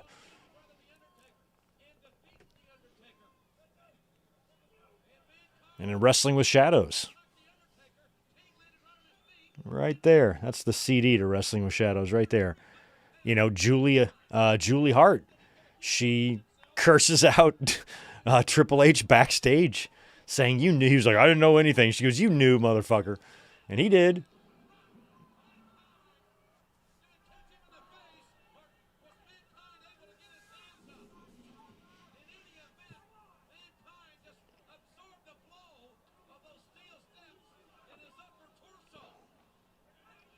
I was not a fan of the red lights during the Kane matches. I think the idea was for him to wrestle under the red lights and then or all the way up until WrestleMania. And then the first match he would wrestle under normal lights would be against Undertaker, but for whatever reason, I think they dropped it a bit earlier than that. And I'm glad they did, because I didn't like it. They tried this shit with The Fiend, too, right?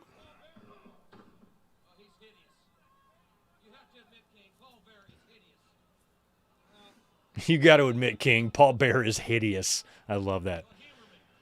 Yeah, he's pretty hideous.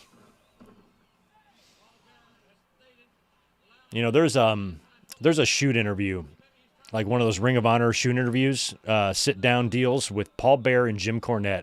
It's probably from 20 years ago, maybe 2005-ish or something.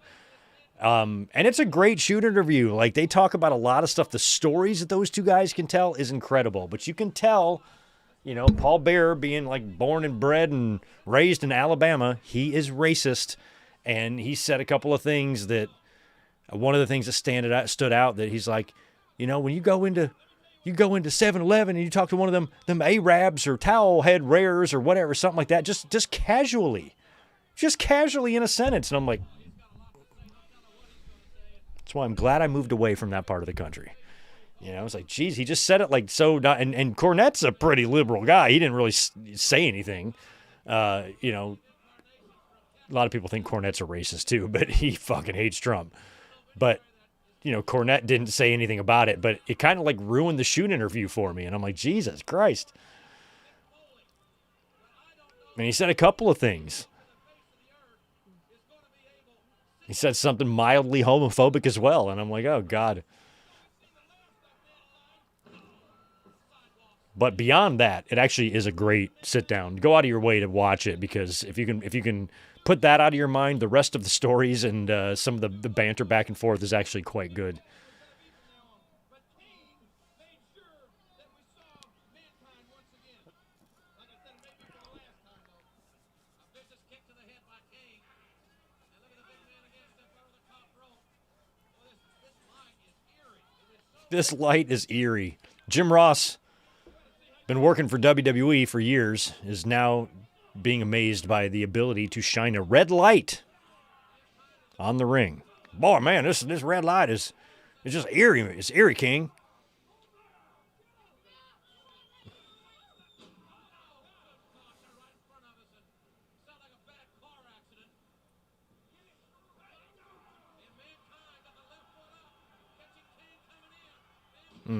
Oh. There you go. There you go, Foley. Don't forget, this is your Mankind. This is a man who 1 year earlier completely and totally owned The Undertaker, beating him in multiple pay-per-views. Taker did not have an answer for him. It took him like 6 months to figure it out. And so Mankind should be giving Kane a run for his money here. These are going to be your future tag team champions right here, Kane and Mankind, who would wind up forming an alliance.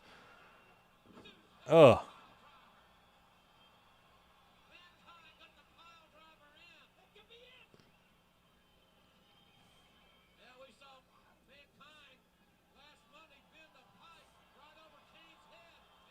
These guys may have crossed paths in WCW briefly. Cactus Jack and Big Ugly Glenn Jacobs match doesn't exist anywhere in WCW.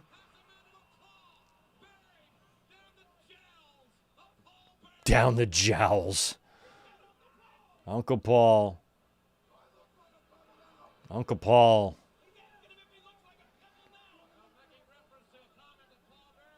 Needs to lose some weight.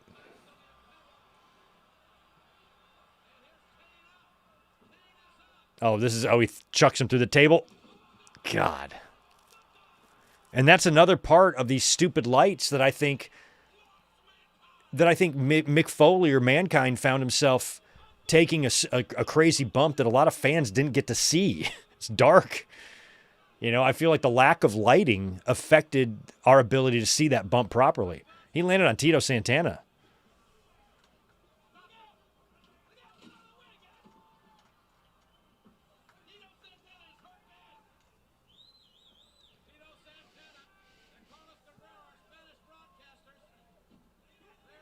5-3 Pirates over Padres. Cool.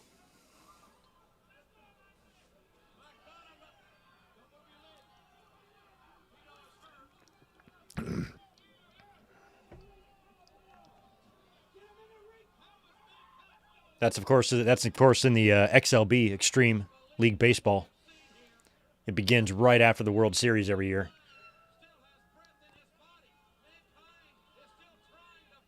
It's a really cool league too. They let the players put anything they want on as the name on their jersey.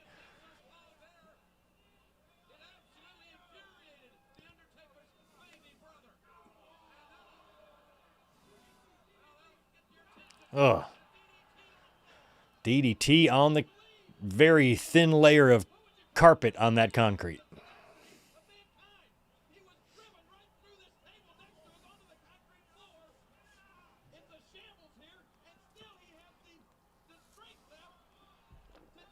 That's like that thin. Have you ever been to like a basketball gym or basketball court that's carpeted? We had a gym back in the town I grew up in that was like that. And you could still dribble. It was just super thin carpet. It was just weird to play on a carpeted floor.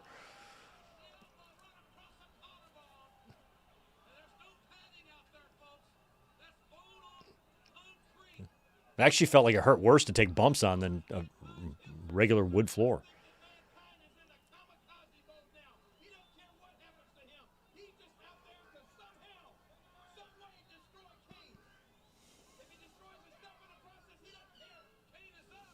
Oh. Oh. God. Foley taking these bumps when he doesn't have to, man. You got no lights on in here. Although this is from the TV perspective. A lot of times in the arena, you can see things just fine.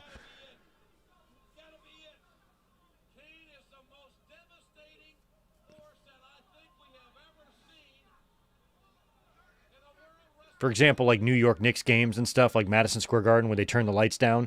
On TV, you can't see the audience. But I think the audience can see each other. They can see across the arena, and it's not blacked out for them. It's just blacked out for us. So it looks much different if you're there. Especially on 1997 technology.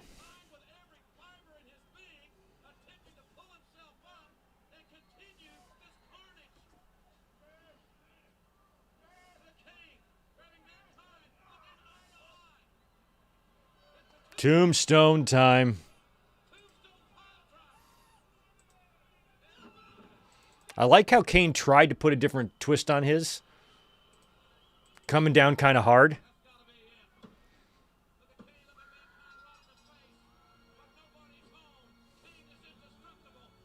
And Kane wins.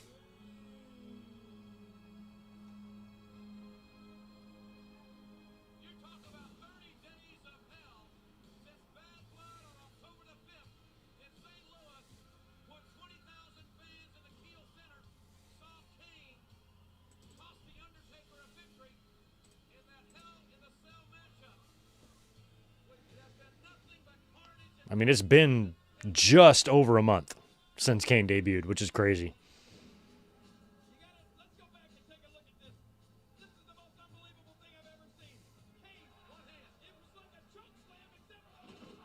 Oh. Watching Tito fall over.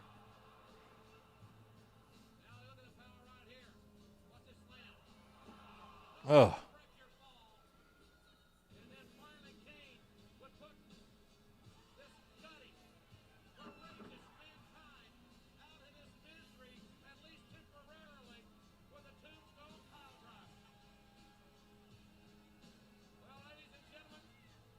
Nobody knew how to spell his name, Kane. You saw, in those days too, you saw so many different spellings of Kane. A lot of people spelled it C-A-I-N, K-A-I-N. Very few people were spelling it K-A-N-E at first.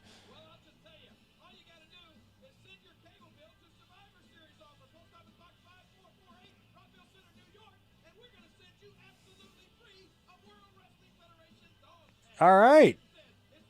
Damn, it expires on January of 98. I think it's too late to send in. There's only 3,000 of them. I could have got my own WWF dog tag if I just would have sent in my bill. This to me was weird right here.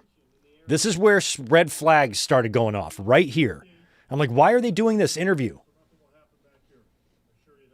Vince, it's important that WWF fans get to see this match. This match, of course, was to have happened on a number of occasions, and it did not for a number of reasons.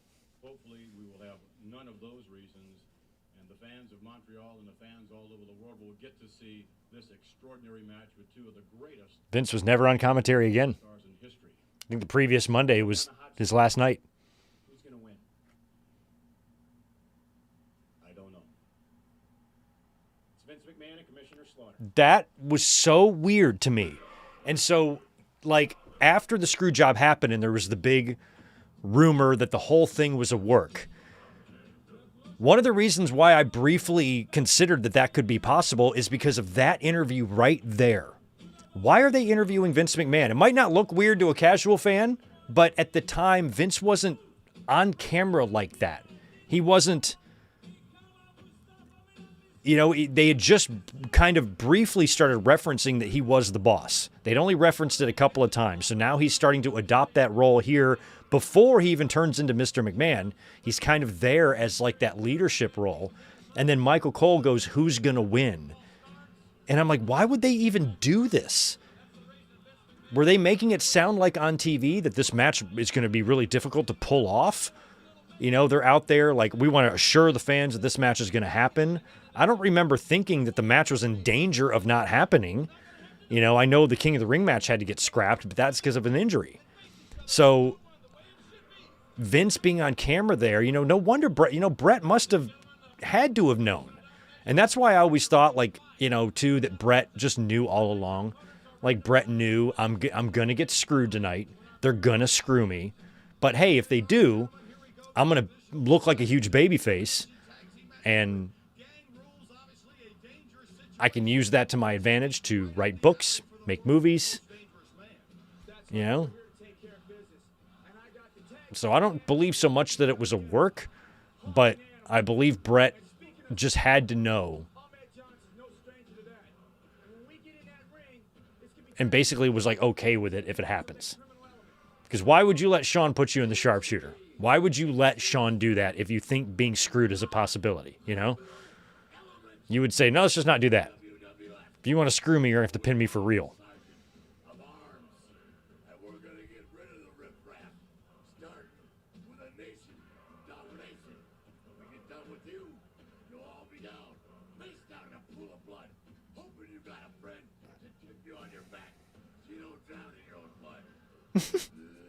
Fucking Hawk. What a team. This is pretty badass. Now, Legion of Doom and Ahmed have teamed up before. They teamed at WrestleMania. But Ahmed is not the same Ahmed. He's been through a heel turn and back. And now it's the Nation with The Rock. And like I said, I was there to watch Hawk and Animal lose their final ever tag team championships.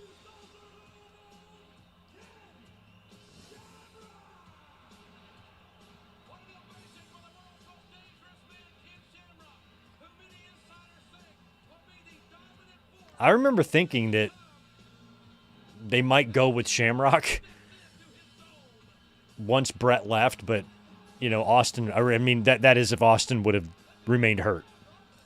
I'm like, I think Shamrock would have been your only option. I would have just built for Shamrock versus Shawn at WrestleMania. That way Shawn couldn't try any funny business. And he'd have to just go in there and have that match and make it good. And if he didn't, Shamrock would beat the fuck out of him.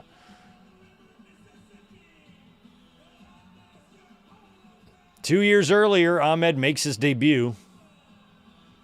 He still looks great.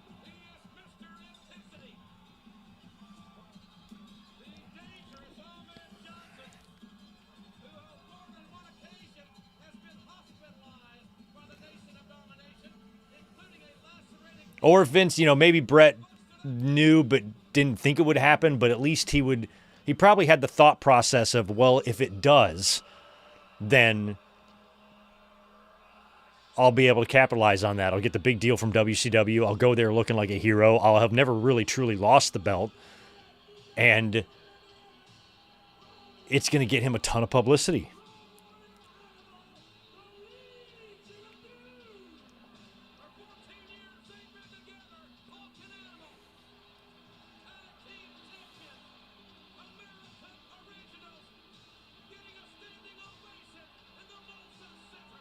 In the Molson Center. Yeah, they wouldn't hold these belts for much longer. A couple more weeks.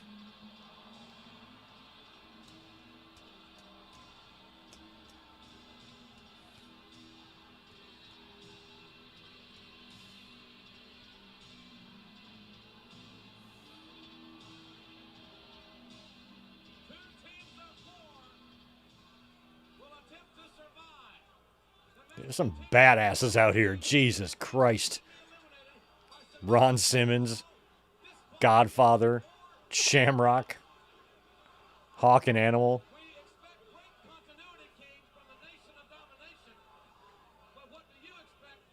I'm always disappointed when I look at Ahmed. I remember when he came in, I was like, ooh, this guy might be it. It's not his fault that my expectations were too high, but I was just at the time thinking that WWE just really needed something, a breakout. They needed something bad.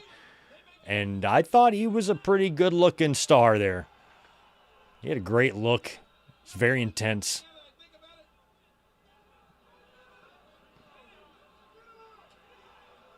I feel like he was kind of a little bit of a precursor for what the character of Goldberg would be, you know?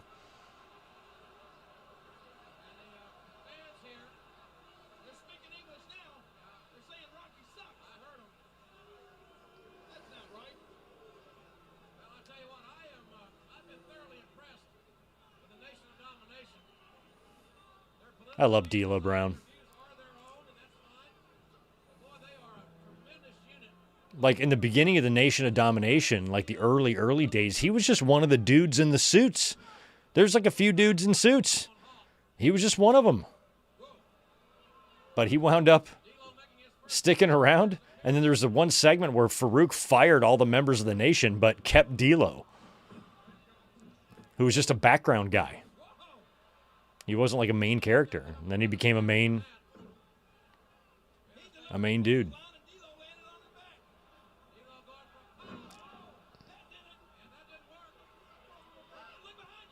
Oh.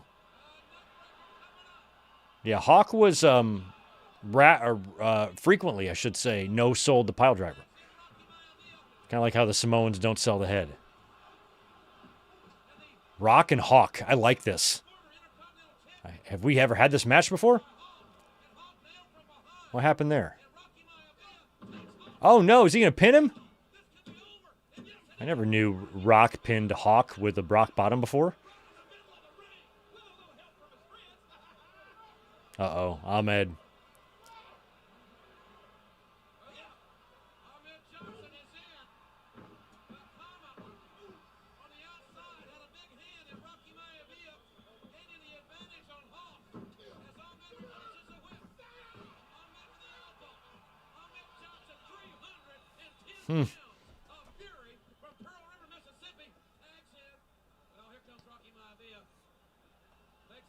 Makes the tag to Papa Shango. I love that you have the Extreme Fighting Machine in there with, or the Supreme Fighting Machine in there with Ken Shamrock on the opposite team. Because I feel like that 95 gimmick he had was meant to be some sort of like an Ultimate Fighter type of thing.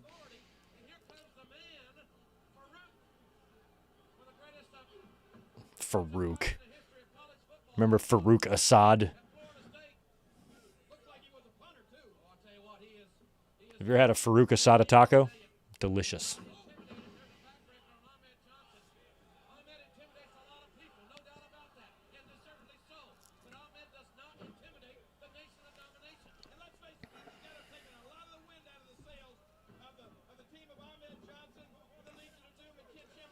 Yeah, all that shit would go down the following year in 98. Legion of Doom would lose the belts on Raw in a couple weeks. They would return And I would actually see the Legion of Doom face the Outlaws again live in person at Unforgiven. They'd have a rematch, but they would show back up at WrestleMania in that Battle Royal as LOD 2000, kind of with the helmets and new look, and they had Sonny with them. And that didn't last too long. By then, the Outlaws had kind of transitioned into baby faces, or they were about to be baby faces. And LOD never found their footing again. And so then they brought in Draws, and then they started making a storyline out of Hawk's addiction problems, much like WCW made one out of Scott Hall's. Pearl River plunge to Farouk. Look at that. Ahmed and Farouk still feuding after all this time is pretty funny.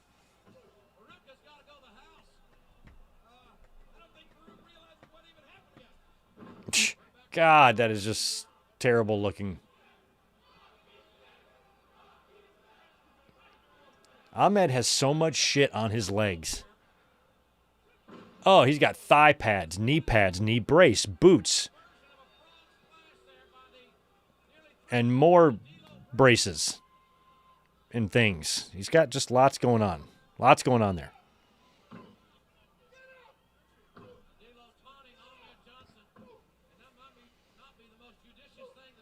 I will probably get to the Fighting Machine movie at some point, but I am not in a hurry to watch it. I don't really have much of an interest in it.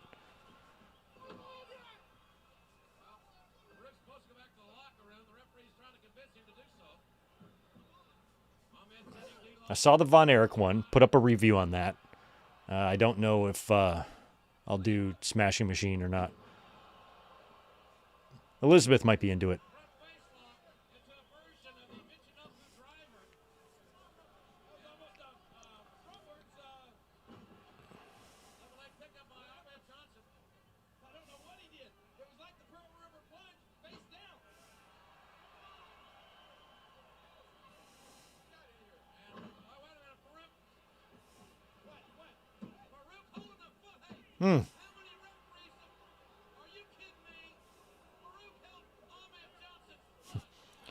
Well, I mean, you love how in WCW, despite them being Southern and supposedly racist, they had 2 black world champions. Well, WCW wasn't really racist. I mean, Bill Watts had some accusations come on him when he was running things. But WCW themselves, no, I think more like the fan base. But they cheered Ron Simmons and all of that. But, I mean, I lived in North Carolina. Like, I have seen a lot of racist people with pictures of Michael Jordan in their bedroom, so you can still be a racist while liking people of that race. I've seen it with my own eyes. It happens. Racism comes in all different shapes and sizes. But Michael Jordan was a pretty big deal where I lived.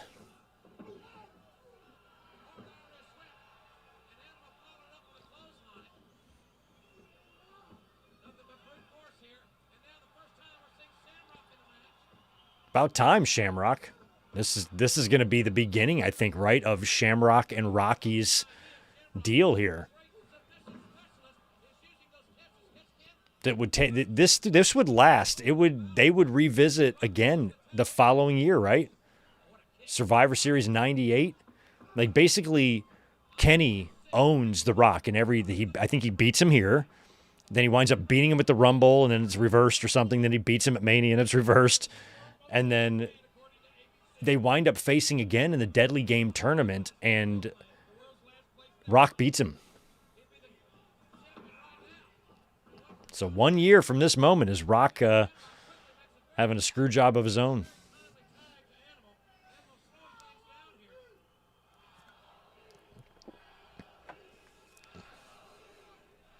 LOD, kind of the end of LOD.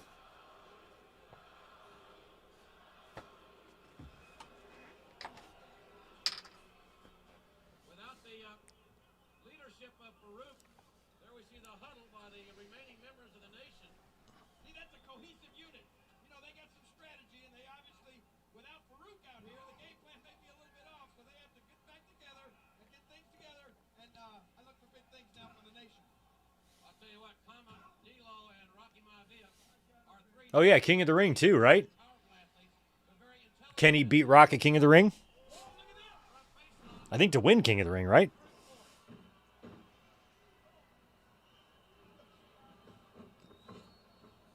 He's quickens here. And Both men down. clotheslines. Animal and Tama going down. And again, this elimination matchup at the Survivor Series will continue until one team has been completely eliminated. There's a nice suplex by Animal. I do love chicken wings, all different kinds, but I never dip them in ranch. And got a 2 count, as you can The only thing I really like to dip in ranch are sweet potato fries. That is where it's at. Sweet, a good, like, deep fried, crunchy, or just well done sweet potato fry dipped in ranch is great. But so is a good, like a garlic aioli or a malt vinegar aioli or something like that. Would be really good. Otherwise, ranch is bomb. Never ketchup, though. But my wings, I just like, if I'm eating buffalo wings or something, I just eat them. Oh, what's that noise? What is that feedback? Did you hear that? It's in the whole building? They can all hear it?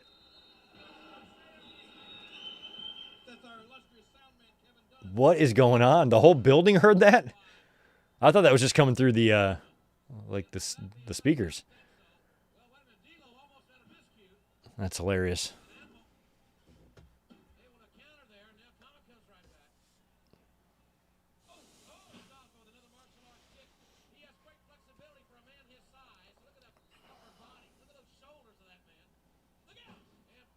Oh. Showboating's going to cost you. Kama Mustafa. Pinned.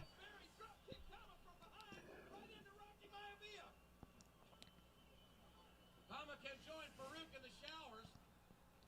And now D'Lo Brown is in. So we're back down to a 2-on-2 situation. Hard clothesline of the Animal. Shamrock got the tag earlier. Standing drop kick by the very agile Ken Shamrock. Look at those shots. Shamrock taking it to D'Lo. Shamrock just ran through D'Lo with a clothesline. Look at Shamrock, man. You talk about intense. I don't think he can ever be intimidated, but he can be poked in the eye. Yes, I like that. Good call, JR. Smart D'Lo. Look how smart D'Lo is. Oh, Rock. That was just... That tain't right. That just tain't right. Obviously didn't see it. Rocky Maivia really with a cheap shot. That should be all. Shamrock kicked out. Shamrock refuses to stay down, even though he got belted below the waist. Snapmare takeover, and now the nation is back in trouble. Nice. Shamrock's in trouble, and Shamrock with a shoulder up after the leg drop. D'Lo, that's a lackadaisical cover. Lackadaisical. It was. Lawler's right. Assume that if Farouk were here, that D'Lo would not have made such a lax cover. You're right. Farouk would be all over him. And you got to wonder what's going through the minds not only of Bret Hart and Shawn Michaels in their respective locker rooms, but what about Steve Austin? Nearly paralyzed 3 months ago. Yeah, we got Austin and Owen coming up next. The Intercontinental title still on the line. They got them all four got to be thinking about what awaits them right here tonight in this history-making night at the Survivor. It's so stupid, too, like how that SummerSlam match went. I really wish, in hindsight, looking back, they would have just called the match off. Who cares about the kiss your ass stipulation? Just figure out a way to get around it. Rebook that same stip for this match. And you wouldn't have to go through the whole process of Owen winning the belt back. Like, they insisted so much on having Austin win the belt when he then just had to forfeit it and then Owen won it back. All you had to do was call the match off, take care of Austin medically, let him recuperate, and then book the rematch for Survivor Series, and you're good. But instead they did that whole tournament, and then Owen had to win it, what, on the same day that Pillman died, right? Winning it back. It's just, wow, D'Lo. That was phenomenal, even though he drastically overshot that. Made by the young D'Lo Brown, who missed that modified version of a moonsault off the second rope. D'Lo took a high risk.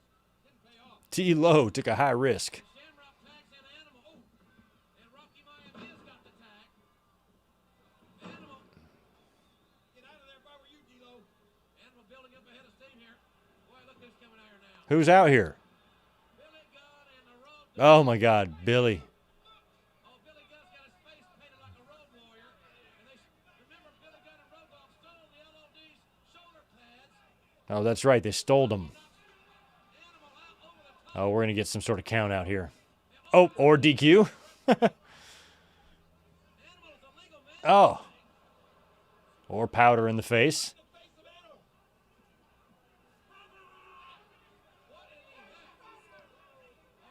Billy Gunn and the Road. What is on their minds? They're thieves. They're pains in the rear. Billy Badass has his face painted like Billy Badass. Animal. I think's gonna be counted out here. Animal never. Yeah, he can't see. He can't even see to get back in the ring. Animal has been blown. Animal's going to be counted out. He's a Visine. Albeit temporarily, one would hope. Animal has been eliminated.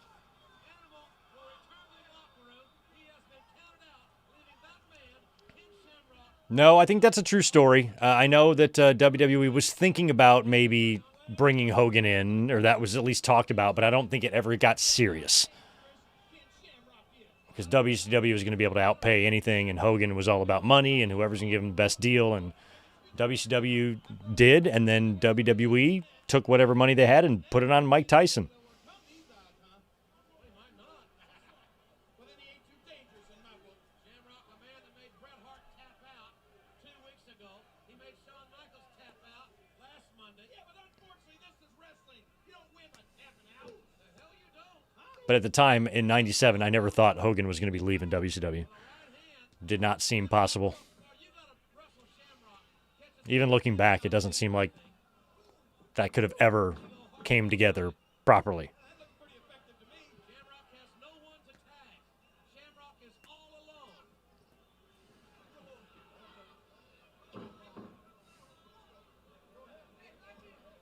Well, D-Lo and Rocky are having a conference as to who's going to put Shamrock away. There you go. Don't worry. I don't think either one of you guys are going to be putting him away. Straighten out. Rocky Maivia got the tag. Shamrock runs to the corner. Nice.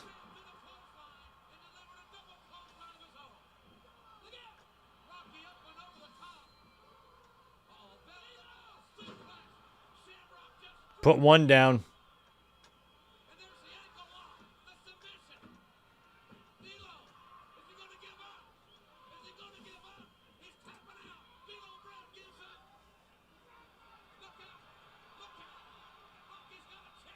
Look at the fans bum rushing. Oh.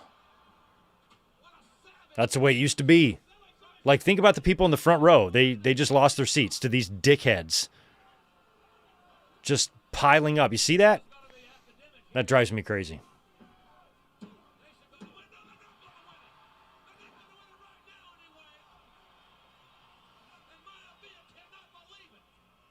Rocky Maivia cannot believe that that metal chair shot didn't put Shamrock down for 3. Don't get your hopes up, Ross. It's just a matter of time. Look at this. Come on, just like Hogan, go more. Right down there, Ross. TKO.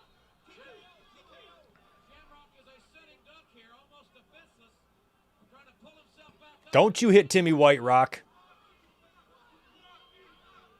Rock, Timmy White, and Shamrock. What 3 great personalities. 3 right hands. Rocky Maivia, thumb to the eye, looked like. Reversal of the Irish whip by Shamrock. Rock loved that move. He's been doing that move since Memphis. Fucking Flex Cavana did that move. For a while there, it was all he had. Shamrock is not going to quit. He was shot with a shotgun.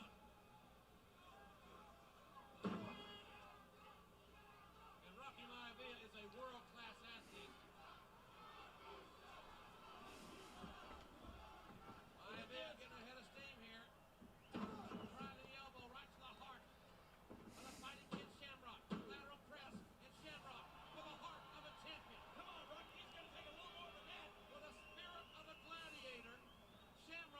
These fans in the front row, are they finally being dispersed?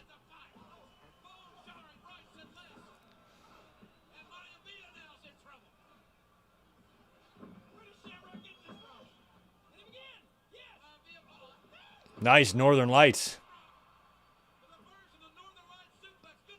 Look at it, they're right back up. I don't know why I'm so obsessed with these fans in the front row. What a bunch of assholes. They don't look like they give a shit. They're like, yeah, we're just going to do what we want.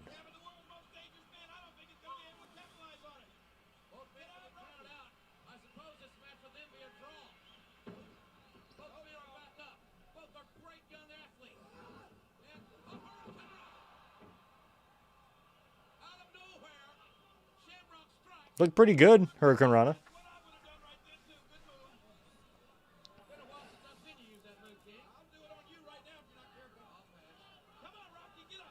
I can't tell that guy in the blue shirt. Seems like he's security, but he's also just standing there. The blue shirts are definitely security. There's a bunch of them.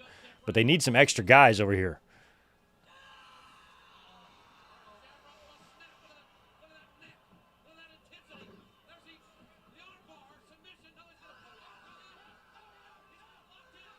That's it. Yeah, tapping out. That didn't take long.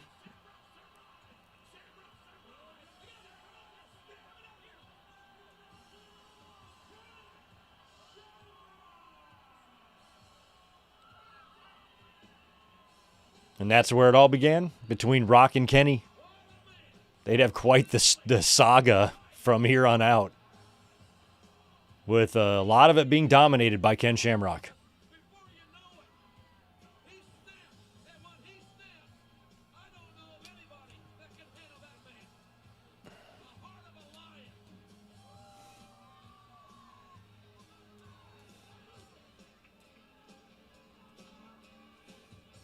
Yeah, Bruce is Mike Johnson levels full of shit. Just blatantly, stupidly in your face, knowing he's full of shit when he's telling you, and you knowing that he's full of shit, and him knowing that and being okay with it, type of thing. Like, doesn't care at all.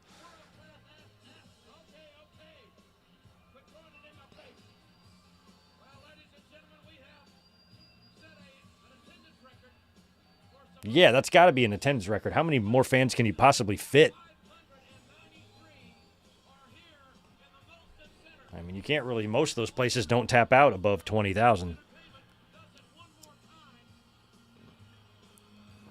Two coolest looking stadiums, though, or not stadiums, arenas. I like the United Center in Chicago and Staples Center, or Crypto, whatever it's called now, up in LA. Never been to United Center, but been to Staples a bunch of times. I just think both basketball arenas look really cool because there's kind of like 4 levels to them, and it just looks bigger, sort of.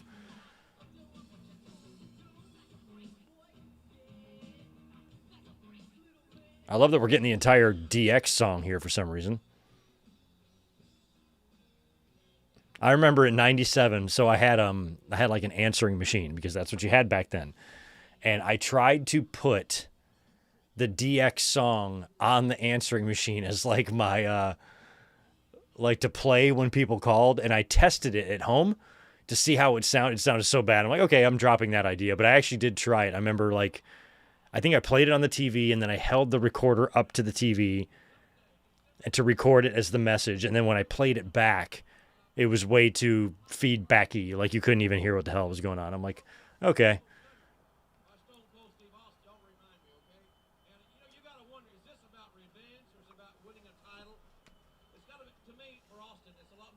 I don't think that story is as bad as Kevin Owens trying to throw a coffee mug at his wall to make a glass shatter sound for Stone Cold when he was having a match with his figures or whatever. And he was like 18. So I'm allowed, if he can do that, I'm allowed to put DX on my answering machine. Unsuccessfully.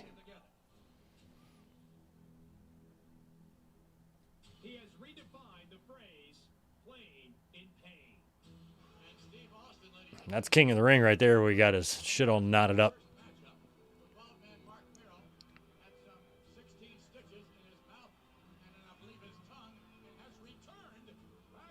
That old Stone Cold music was wild. Why are they playing this?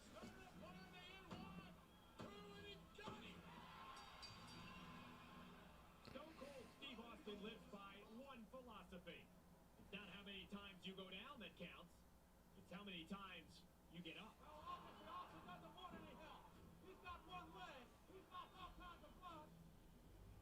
That Mania match, my God. That's a parallel universe that I would like to see play out. I would like to know how the business would have looked if Austin would have not have gotten pile driven. Like if he would have just beat Owen that night at SummerSlam as planned and won the Intercontinental title, that I'm sure that wouldn't have had any effect on what went on with Brett. I think Vince still would have had Brett get out of his deal and stuff. So Austin, I think, still would have been pushed to the main event at WrestleMania 14, only he would be 100% healthy and might have had a longer run in the ring, might have wrestled another 10 years. He might have not retired until 2012 or something, you know? That might be pushing it, maybe 2005, 6, 7, 8, somewhere in there.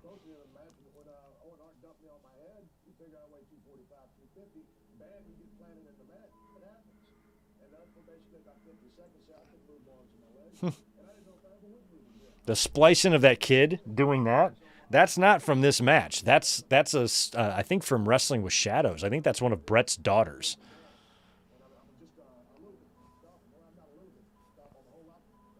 Austin proved his legacy by rising this night. You do what he did to me. You know, if this is my last step in life, you can damn well bet he's going to get the kicked out of me one way or the other.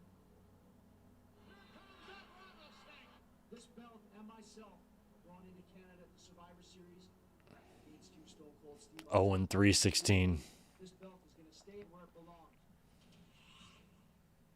On November 9th, it ain't a wrestling match. I don't understand like how the heat managed to linger the way it did. Like Owen and Austin got along fine or whatever, but like the story is that Austin just didn't really look at Owen the same way again after the pile driver because Owen never called him to check on him or anything like that. So then if that didn't happen, why didn't Owen apologize for not calling? Why, maybe a conversation like that existed, but like I'm surprised that not only number one did a phone call never take place, but then Owen never thought to kind of apologize for, hey, I should have called you and I'm sorry that I didn't. And I can't believe that conversation never happened between the two. I feel like it would have had to have, but I guess not. Oh, this you could tell how the night was going to go right here. Watch this. I remember this. It's going to break halfway, right?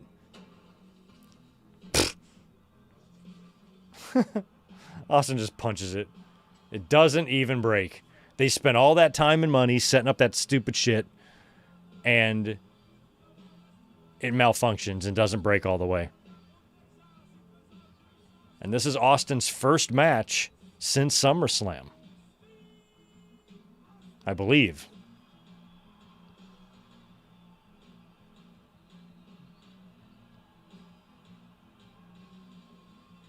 I remember, though, watching this, if I remember right, I could tell the difference in Austin. I could see the difference between SummerSlam 97 and Survivor Series 97. This is where Austin began the style that he would take all the way into his retirement. Where prior to this, he was bumping a little bit more.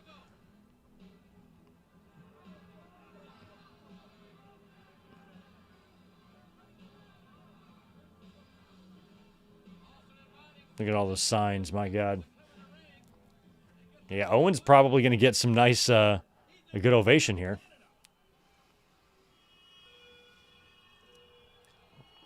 Oh, he was using this music now.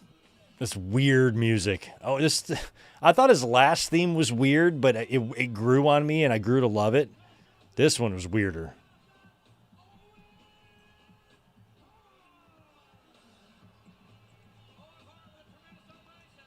Is this where he has where he's talking? I tried to be a nice guy. I was a victim. That was the best. I think that doesn't come until his heel turn.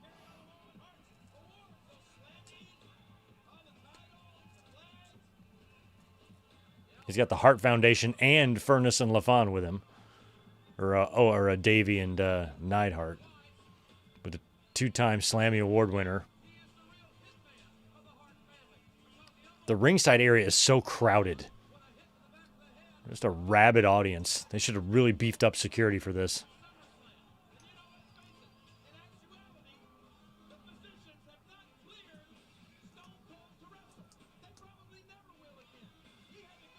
God, they're replaying the pile driver in the entrance video. That is just gnarly. Before the bell rings, I'm going to grab a cold one.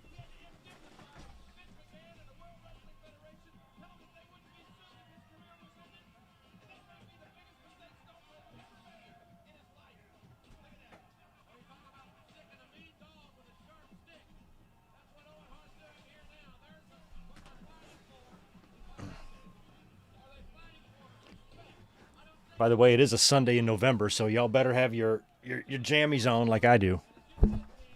Otherwise, what are you doing? What are you, in jeans or something? Change out of that shit.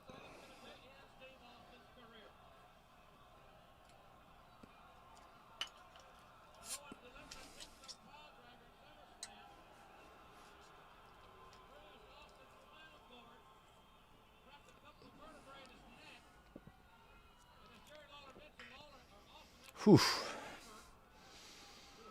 So Tito's litter box is in this room that I occupy. It's a little closer than it was in the house, so when he drops something, I have to go. I'm going to go turn the fan on. Hold on a second. God damn, Tito.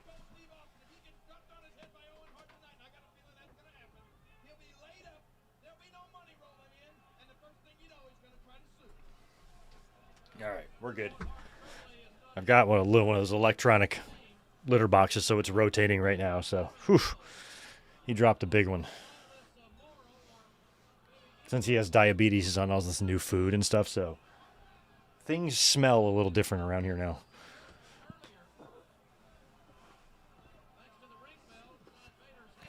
Fuck.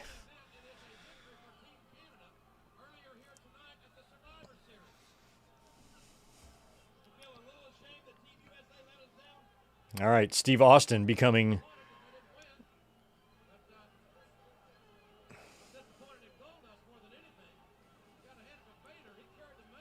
I mean, Austin is a very interesting two-time Intercontinental Champion. We Are Pro Wrestling, if you're still here, you can maybe answer this for me. Has he... Oh, here, Neidhart coming in. It gets a stunner. Bell is gone. So Austin has won the Intercontinental Championship twice, but if my math is correct, I believe he only successfully defended the title one time, and that would be at the next pay-per-view, D-Generation X against The Rock, because The Rock would steal the title, and they would do like the throw off the bridge thing or whatever, and then Austin would work with Rock at D-Generation X and beat him, technically retaining the Intercontinental Championship, and then the next night on Raw, he forfeits it.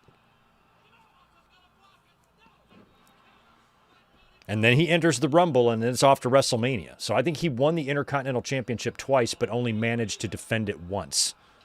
That's a wild stat.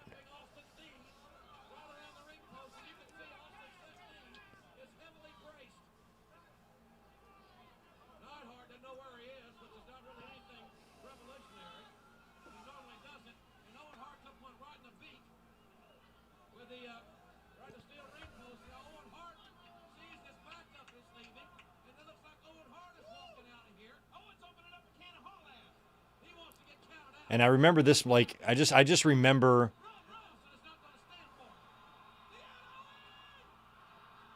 not being too into this match, or because the SummerSlam match, I remember being really jacked for. I remember being like, oh, fuck, this is going to be great. Austin's going to win the Intercontinental Championship. Nothing better than a good old-fashioned Intercontinental Championship victory at SummerSlam.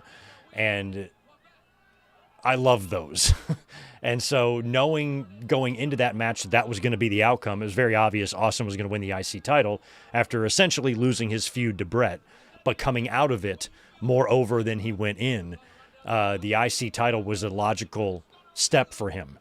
So to me, it was totally obvious that it was going to be Austin winning the title, and I was really, really excited to see that. But that pile driver just fucking ruined everything. And then even Austin winning the title back here, it's mired in, Austin not being, physically the Austin that he once was. They goof up the entrance at the beginning there, and then we have the screw job later, which makes us forget about all this.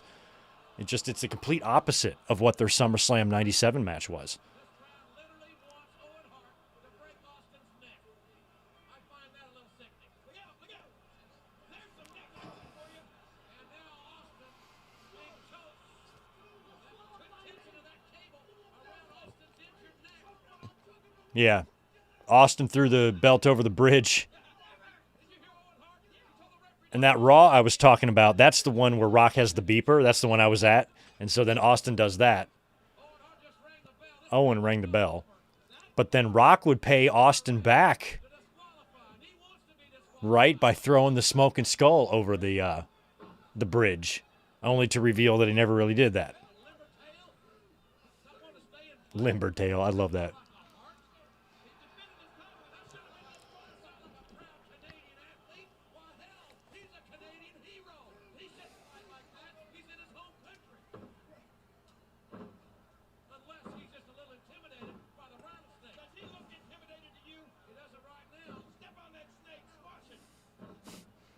White Mamba still can't believe Brett tapped out of his own submission. You'd think he would understand how to escape the sharpshooter, I know.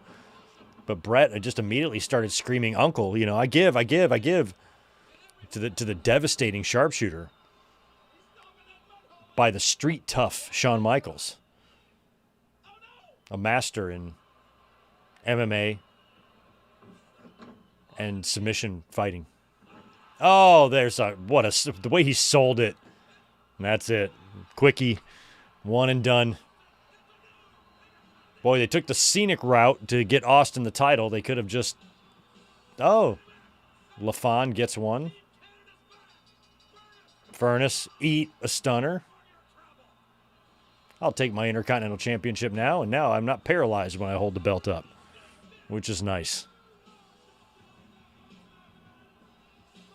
I mean, the fans, see, this is a good indication or perfect example of how over Austin was. This is still technically in the middle of the Canada and USA feud, so he's not really supposed to be booed here or cheered here, but these fans can't help themselves. Yeah, they're pro-Brett and they're pro-Hart Foundation and they're pro-Canada, but he's too cool to not boo. Or he's too cool to not cheer, excuse me. Like, he was just tremendous. So even the Canadian audience, who maybe were booing him a little bit more in the summer, they couldn't help themselves anymore. Austin 316 shirts, and he was on the rise. When even the crowd that's supposed to hate you loves you.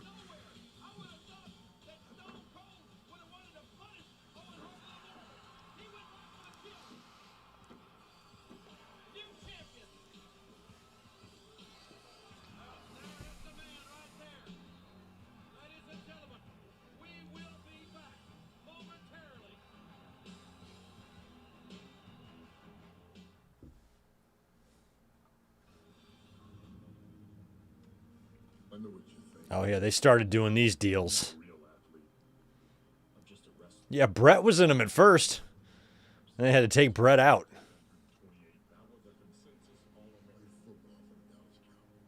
And this is the type of stuff they were doing better than WCW. This is the type of stuff that I think would help connect to the audience. They had great, production, and some of these videos would be kind of silly, but some of them would be, would show that, this is us. This is our cast of characters. Where WCW seemed like just like a disorganized mess.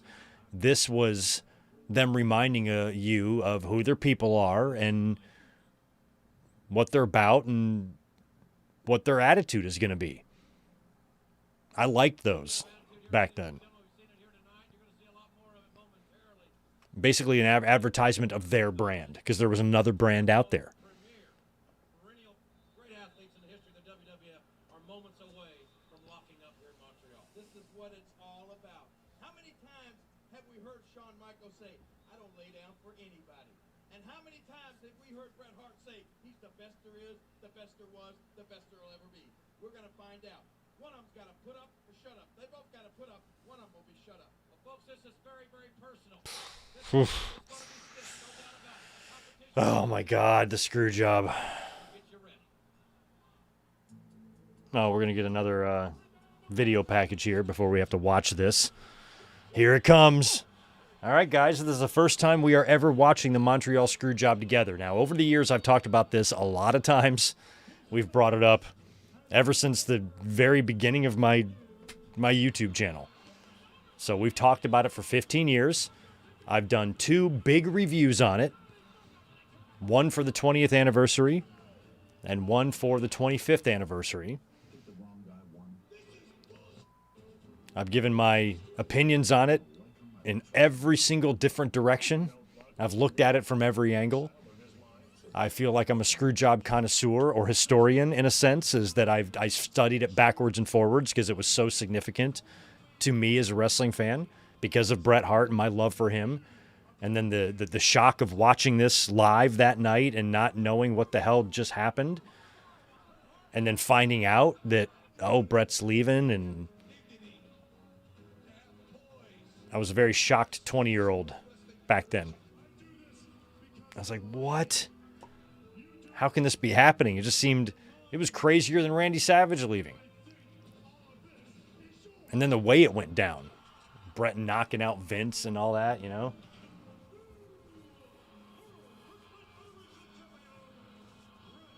I was very much consumed by all of it.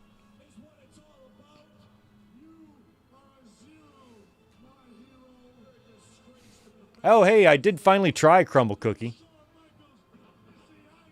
I've had them a few times now. They've been at various parties or family dinners, or somebody brought them to work once. So I've actually got a chance to try them. They're quite delicious.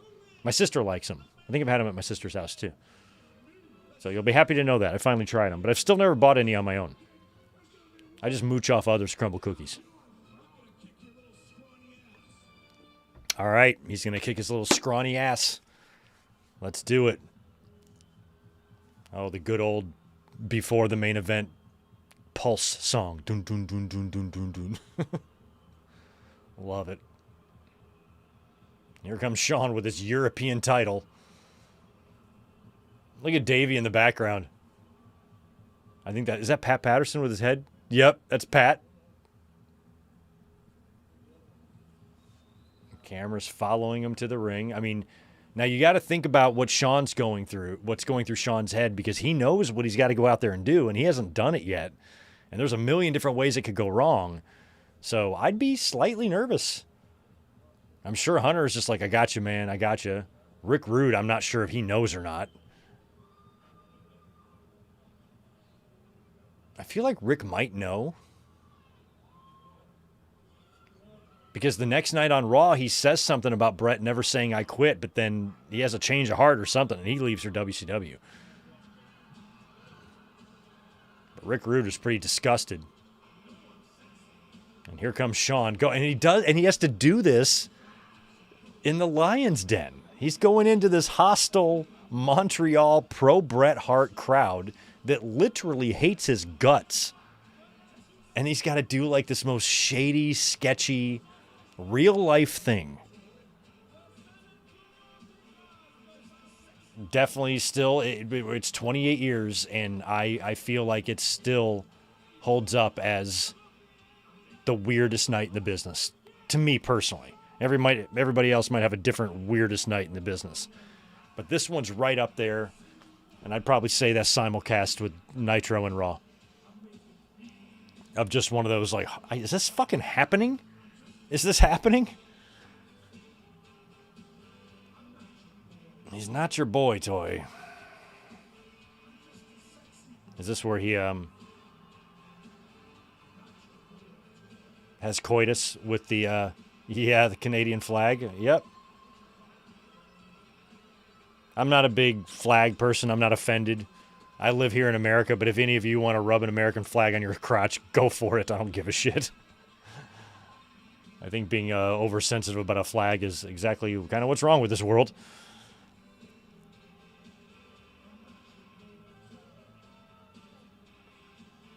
Do whatever you want. Do any country's flag. I don't care.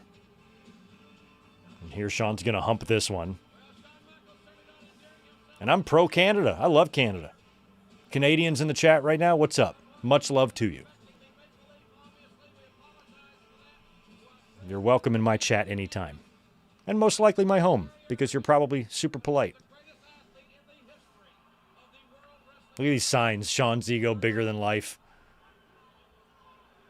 And now I had a little Magnavox TV at the time, so there's a sign right there in the front that says why Brett, why, or leave now, or something like that. Why wait, leave now, Brett.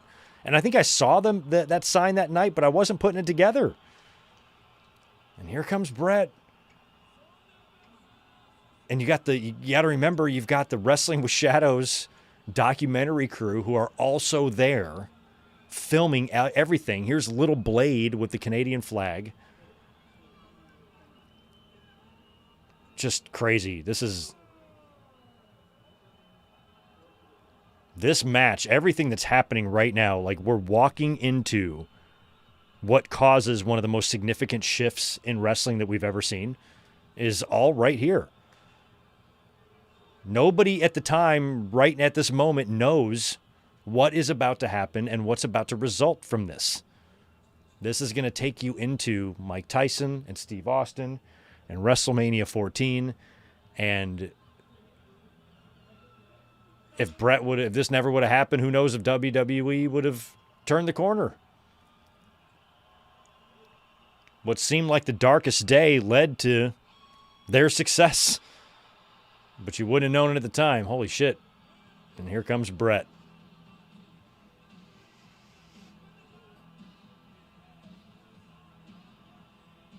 And me idiotically going into this match thinking, Brett's going to retain.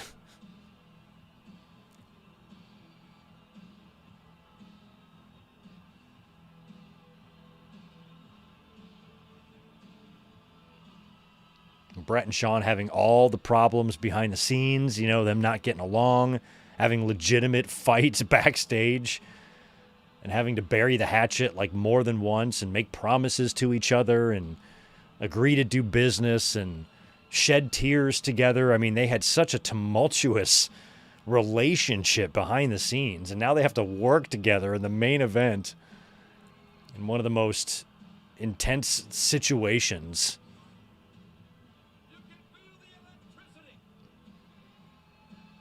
Like when it comes to moments or nights in wrestling that are like really just the most real, this is it. This is the biggest one.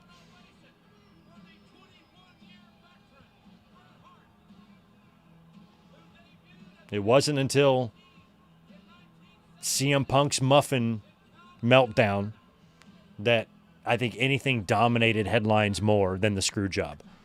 But from Muffin, after Muffin night, the next year and plus was just dominated by Punk. And the fallout with Tony Khan and AEW, just like the fallout with Brett and Vince. Yeah, and here's more commentary here. You got Jim Ross saying you're never going to see this match again. I'm like, well, how do you know that? Brett's not... If nobody thought Brett was going to leave... But Jim Ross knew. Because Brett had already signed his deal with WCW, put his notice in. This is like it. I guess if Brett would not have gotten screwed here and agreed to drop the title, he could have still made appearances. He was still under contract at WWE for a little while after this.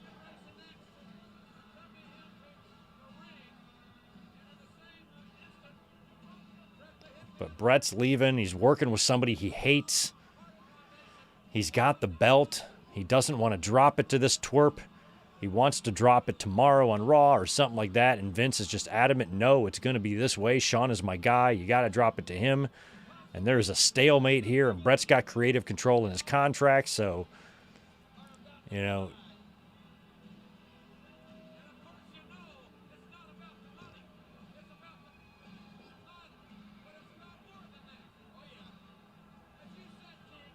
I mean, it would have been easier.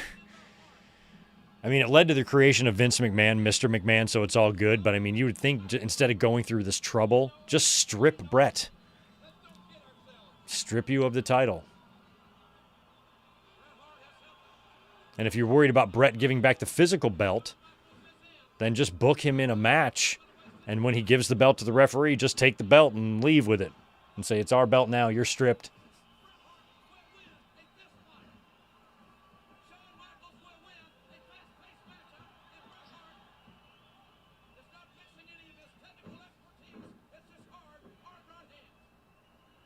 And this whole match is just like, you think about what the Iron Man match was. A lot of wrestling, a lot of spots. This is just... The whole match was weird. I remember being baffled, like, why the fuck is Vince out there, you know? That's why, in hindsight, when there was that big belief among a lot of wrestling fans that maybe this whole entire thing was a work, I kind of believed it for a little while because of things like that, because of Vince being out there. I'm like, why would he be out there? Like, or why wouldn't Brett be super suspicious of that? Like, why the fuck are you out here? To ring the bell for them?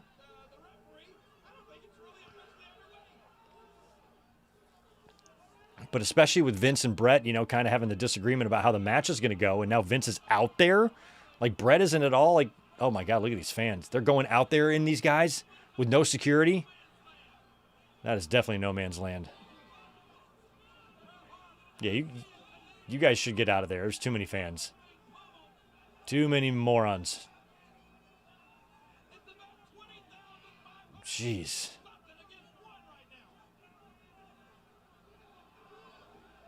It'd be hard to sell. Like, if I'd be worried if I sold a punch, my head would collide with some fan. With some fan's face. Holy shit. Hey, buddy. Hi. You haven't been on camera in a while. Look, you're almost there. A little closer. A little closer. Wait, there you are. See him? Hey, T. What's up, bud? Yeah, Vince is out here now. And I guess the story is Vince wants to make sure this match happens, but to me it was super suspicious.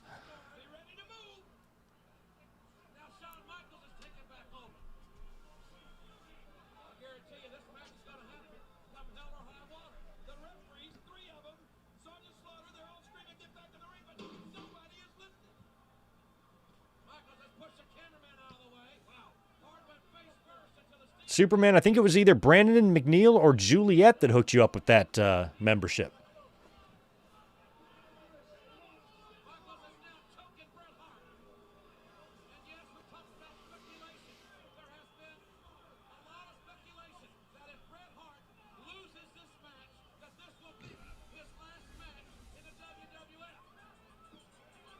Yeah, so Ross is referencing Brett jumping to WCW several times, but watching it live, it's not registering.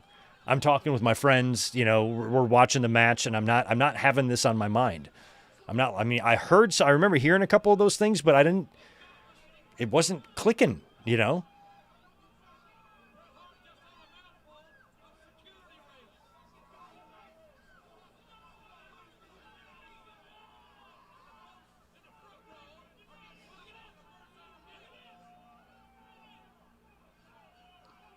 I mean, they're just brawling, and Vince is just out there screaming and yelling. They're not even in the ring.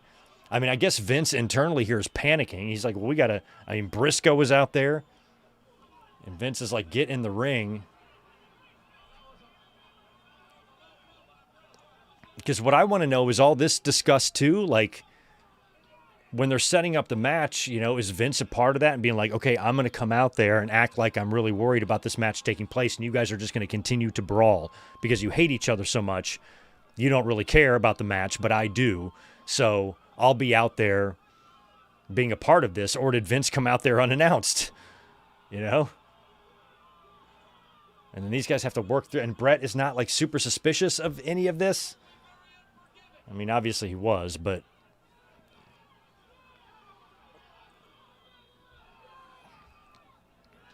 suplex on the floor.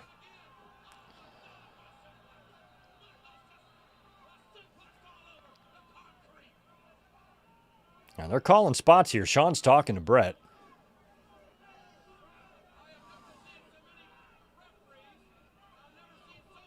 Oh, Pat Patterson takes a shot from Sean. And apparently the word is they never clued in Pat, because Pat really did love both of these guys. So they never smartened Pat up to what was going on. At least that's what they claim.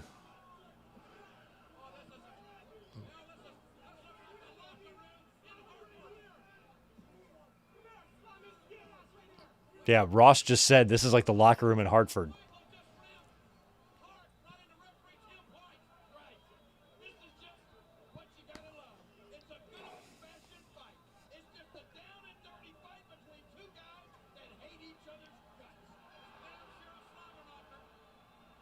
This was all just so fucking surreal to me. I remember, being excited at the idea of another Brett and Shawn match because I thought it was going to be a great match, but all they're doing is brawling here. And Vince is out there. There's just a weird vibe to all of it. We didn't get a fire extinguisher spot in the Iron Man match, and look at the crazy things they're doing now.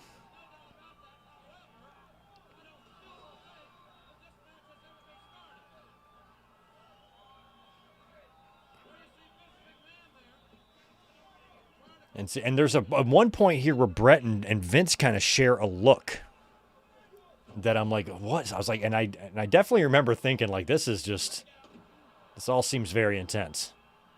Like, Brett and Vince have already had a couple of physical altercations on TV as it is. Brett shoved Vince in that cage match with Sid when he went on that profanity-laced tirade. Look at this, see?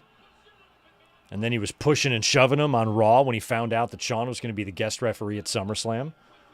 Like, they were already kind of teasing that Brett didn't like Vince any more than Austin did.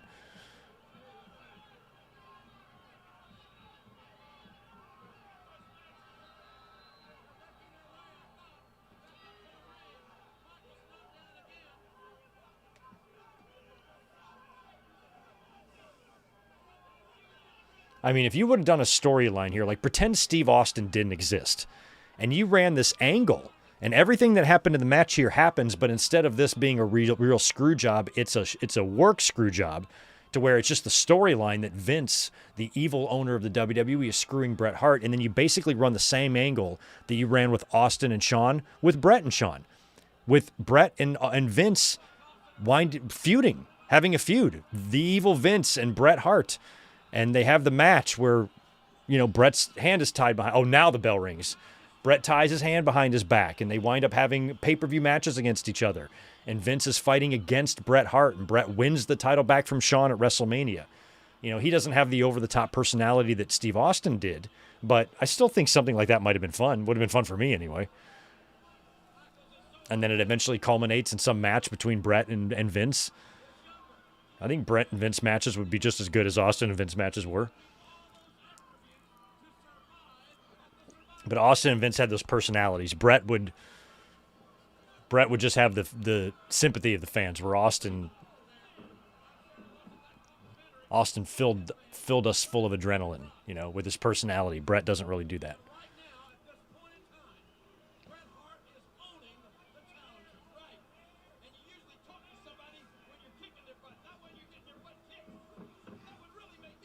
There's Shawn. Finally, we're getting a little bit of Shawn and Bret stuff here in the ring, finally.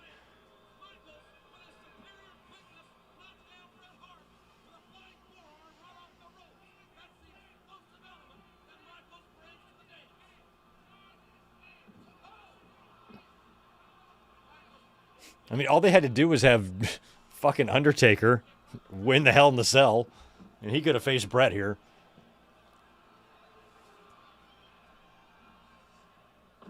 They could have just stripped Bret of the title.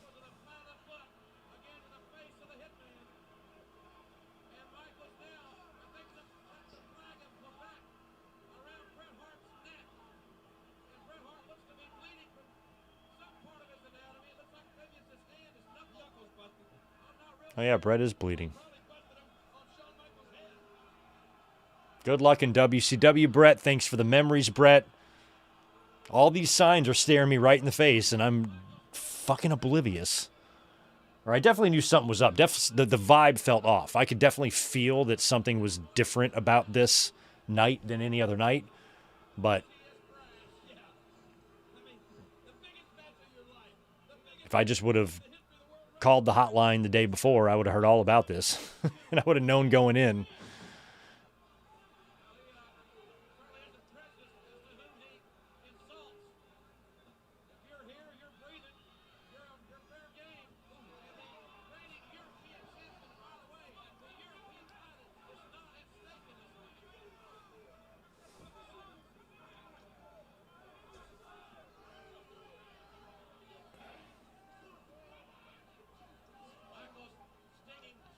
Now they're back on the outside of the ring. I don't see, is Vince still lurking, or did he retreat back a bit.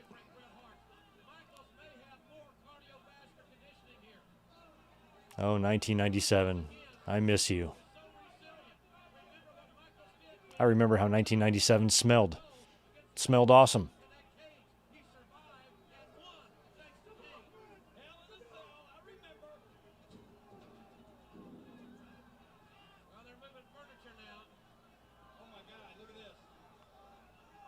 Suplex? Oh, no.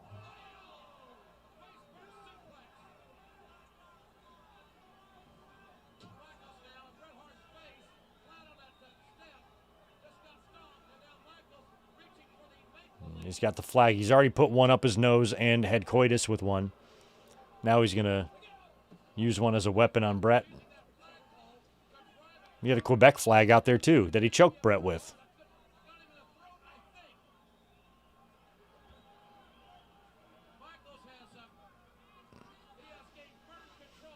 I don't know if Nitro dominated the rating, because I think a lot of people were tuning into Raw too to see, you know, what the fuck Shawn was going to say or what was going to happen. But you knew that it was true on Nitro in the beginning of Nitro that night. They all came out with little Canadian flags, all the NWO, and I'm like, And that's when I learned that Brett knocked Vince out with a punch.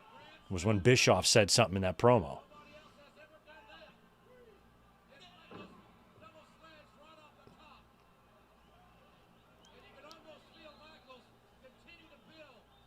Zane, appreciate that 10, bro. I know someone had to clue Undertaker in on whether or not the job was a work or not. He was going to beat the shit out of someone about not coming clean. Yeah, I mean, I never really truly believed that it was a work, but there was a lot of people that did and thought that Brett and Vince orchestrated this, and Brett was a mole in WCW, and he was going to go there to ruin it. But Brett cared about himself. He wasn't going to go ruin another company, you know. How's that going to benefit him? So I never really believed it. But then when you looked at some things and, you know, the Vince involvement and how some things about this match were just different, and Brett allowing Shawn to put him in the sharpshooter was the biggest thing.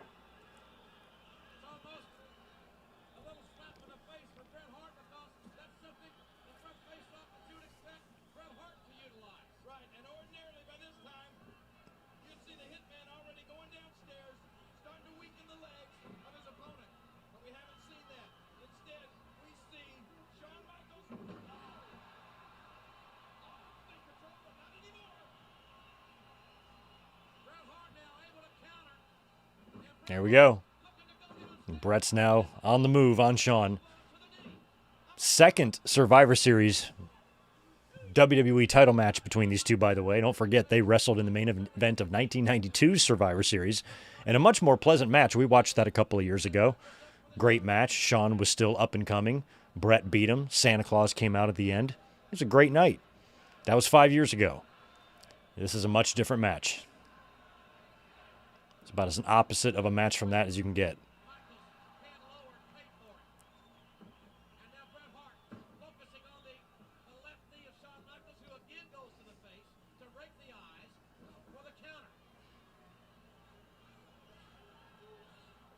I'm almost certain that in 28 years, I've never watched this match from start to finish. Obviously, I've seen the finish and certain spots of this match over 1 million times, but watching it from bell to bell, or the 10-minute brawl that we got before the bell to the bell, I don't think I ever have.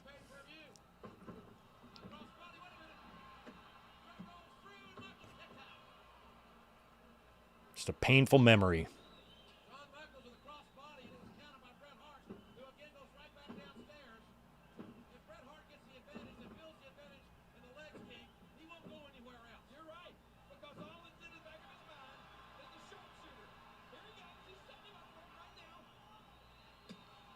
Nice. Gotta love the old sharpshooter around the ring post. Ugh. The way Brett drops down. Good point to somebody who pointed out at Starrcade when Goldberg supposedly ended Brett's career. He did that sharpshooter spot, and he landed right on the back of his head. And that came right before the super kick. And some people think that's where he got the concussion, and they might be right. Because that is gnarly. That's a gnarly way to land, especially when you don't have control of your arms. To the challenger's leg. Oh, without a doubt, and I thought I saw Shawn Michaels' head shaking in a yes fashion, but I guess the referee didn't think that. You can't, Count anyway, Bret Hart yeah, outside the ring. you can't submit that way, Lawler. We may be moments away Lawler's like, I think Shawn was submitting. I'm like, he was on the ring post. to torture the leg of Shawn Michaels. Oh my God. Oh.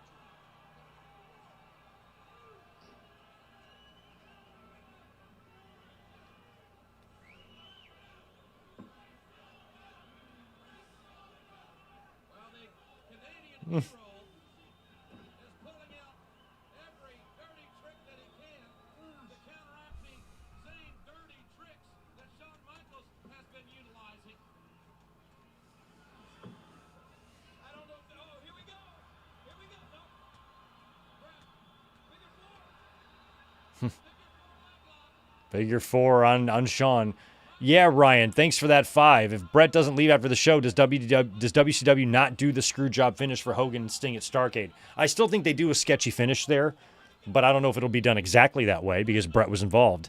But that is wild. Like, at the time, I was watching the Hogan and Sting stuff happen in WCW, and the fact that Brett is going to be involved in that incident, or that issue, at Starrcade the next month for a completely different company in their top storyline.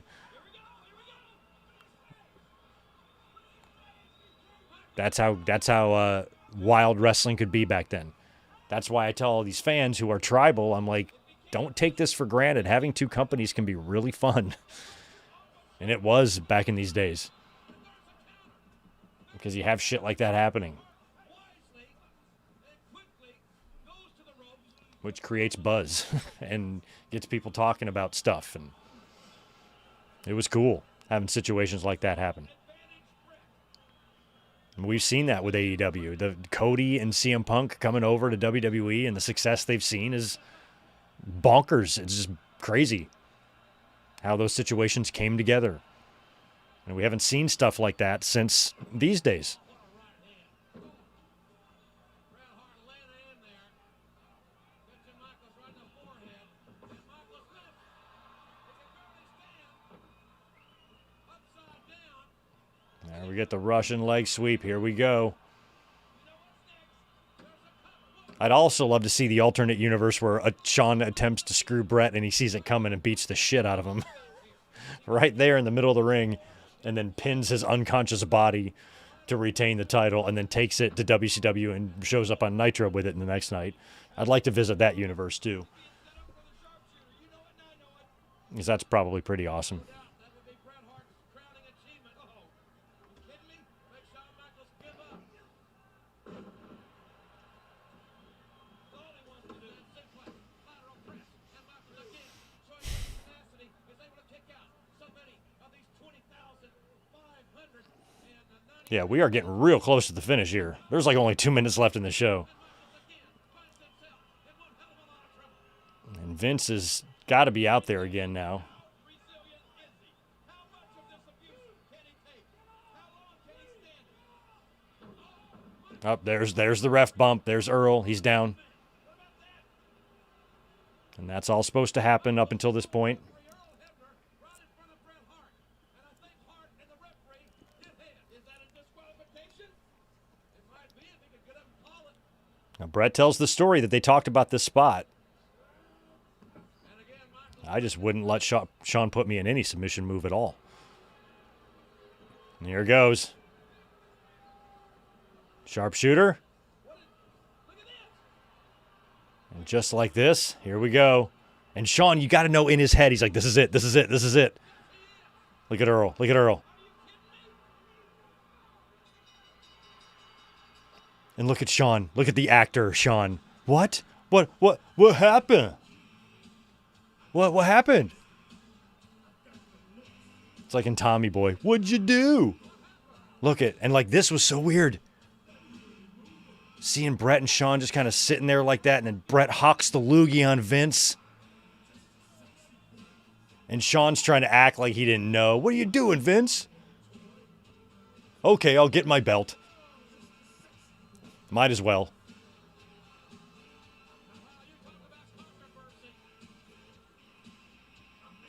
And look at Briscoe. He's like, just go, just go, just go, just go. He's like, his job was to get him the fuck out of there before he got killed.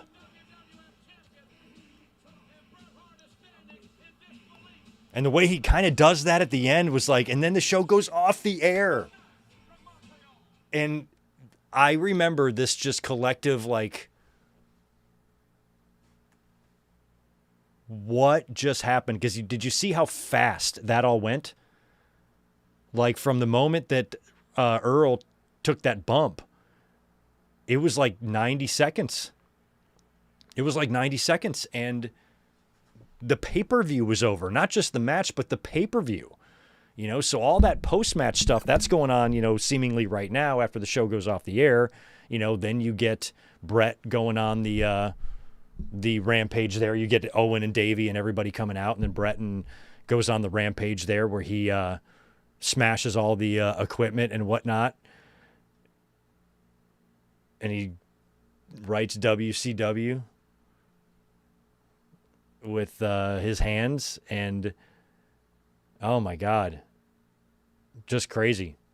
I mean, that's history. I mean, that night, that match specifically, you know, think about what it set in motion and all the things that happened that might not have happened, you know. But I pitched the idea of Brett taking Austin's place in the Vince feud. It would have been good, just probably not as good as Austin and Vince, you know. But Brett not leaving, you know, I don't think they would have put the Blue Blazer gimmick back on Owen Hart, which means he'd be alive today. I think a lot of things would be different, but the way that changed the course of history for WWE, I remember at the time, once I started learning all the details and what happened, I'm like, holy shit, how is WWE going to survive this? They just lost Brett. Just when I thought they were starting to turn the corner, we had the great Hart Foundation and USA feud, Canada-USA feud in the summertime, which was so much fun, you know, and then right at the end of it was when it hit the fan, and it started with Pillman dying, or it started with Vince telling Brett he wanted out of his contract in late September in Madison Square Garden, the same night he ate the stunner from Austin. Then you fast forward a couple weeks later to Bad Blood, you know, where Brett's on the undercard, Pillman dies, and now you're going into Survivor Series, and Brett is leaving to go to WCW, and he doesn't want to drop the title. And he's having all these disagreements with Vince. Plus, he hates Shawn Michaels and doesn't want to lose it to him. But Vince is stubborn and insists that it's got to be him and nobody else. So they go through with the screw job, and it sets in motion, a course of events that changed the entire business, the way the whole thing looked. As much as Hall and Nash, I think, changed the business with the NWO formation and what it meant for contracts and guaranteed money and how the business was structured that way. Brett going to WCW changed everything. You know, it led to the birth of and the rise of Stone Cold Steve Austin. It allowed WWE to go right into the Attitude Era. It allowed them to pay Mike Tyson the money they needed to go in a direction that was going to appeal to the fans of that time. And that Attitude Era stuff and the racy content and the tits and ass and the middle fingers and the beer swilling and all that stuff, that was perfect for the culture at the time. And WWE knew that. And had Brett stuck around, I don't know what would have happened, but it was a sad night for me. You know, I didn't know what to think. I'm like, what the fuck do I do now? Brett in WCW, how's that going to look? I hate WCW. You know, but now I'm going to have to watch a little bit of it because Brett's there. And are they going to use him right? No. And, of course, they didn't. And his WCW run was largely kind of a failure. I just kind of wish he would have never left. I remember Savage 3 years prior, right around Survivor Series time, in 94, left, and he went to WCW. And I remember having a hard time swallowing that pill and watching Savage that first night when he showed up on WCW Saturday night, and my brain like exploding. Like, how can this be? How can you be there in this soundstage in front of 75 people or whatever they filmed their TV? Oh, that's funny. Hey, Tito, there's a little head right here. And how surreal that was and how disappointing that was to me as a fan. And this Bret Hart stuff was 10 times worse, you know. But at the time, they also had the documentary cameras there. So all this was filmed for the Wrestling with Shadows documentary, which again fed into a lot of the belief that this could be a work. I'm like, this is all just too perfect. Brett wears a wire on Vince. You know, the camera crew just happens to be there. They happen to be at his home when he calls Eric, you know, Bischoff.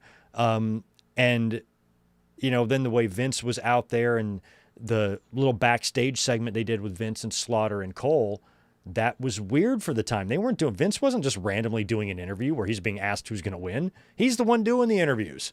And so I'm like, what the fuck is that about? And then he's out there, and it was all just weird. It was all weird. And that was, it led to one hell of a fun year. In 1998, both companies gave us lots of things to remember.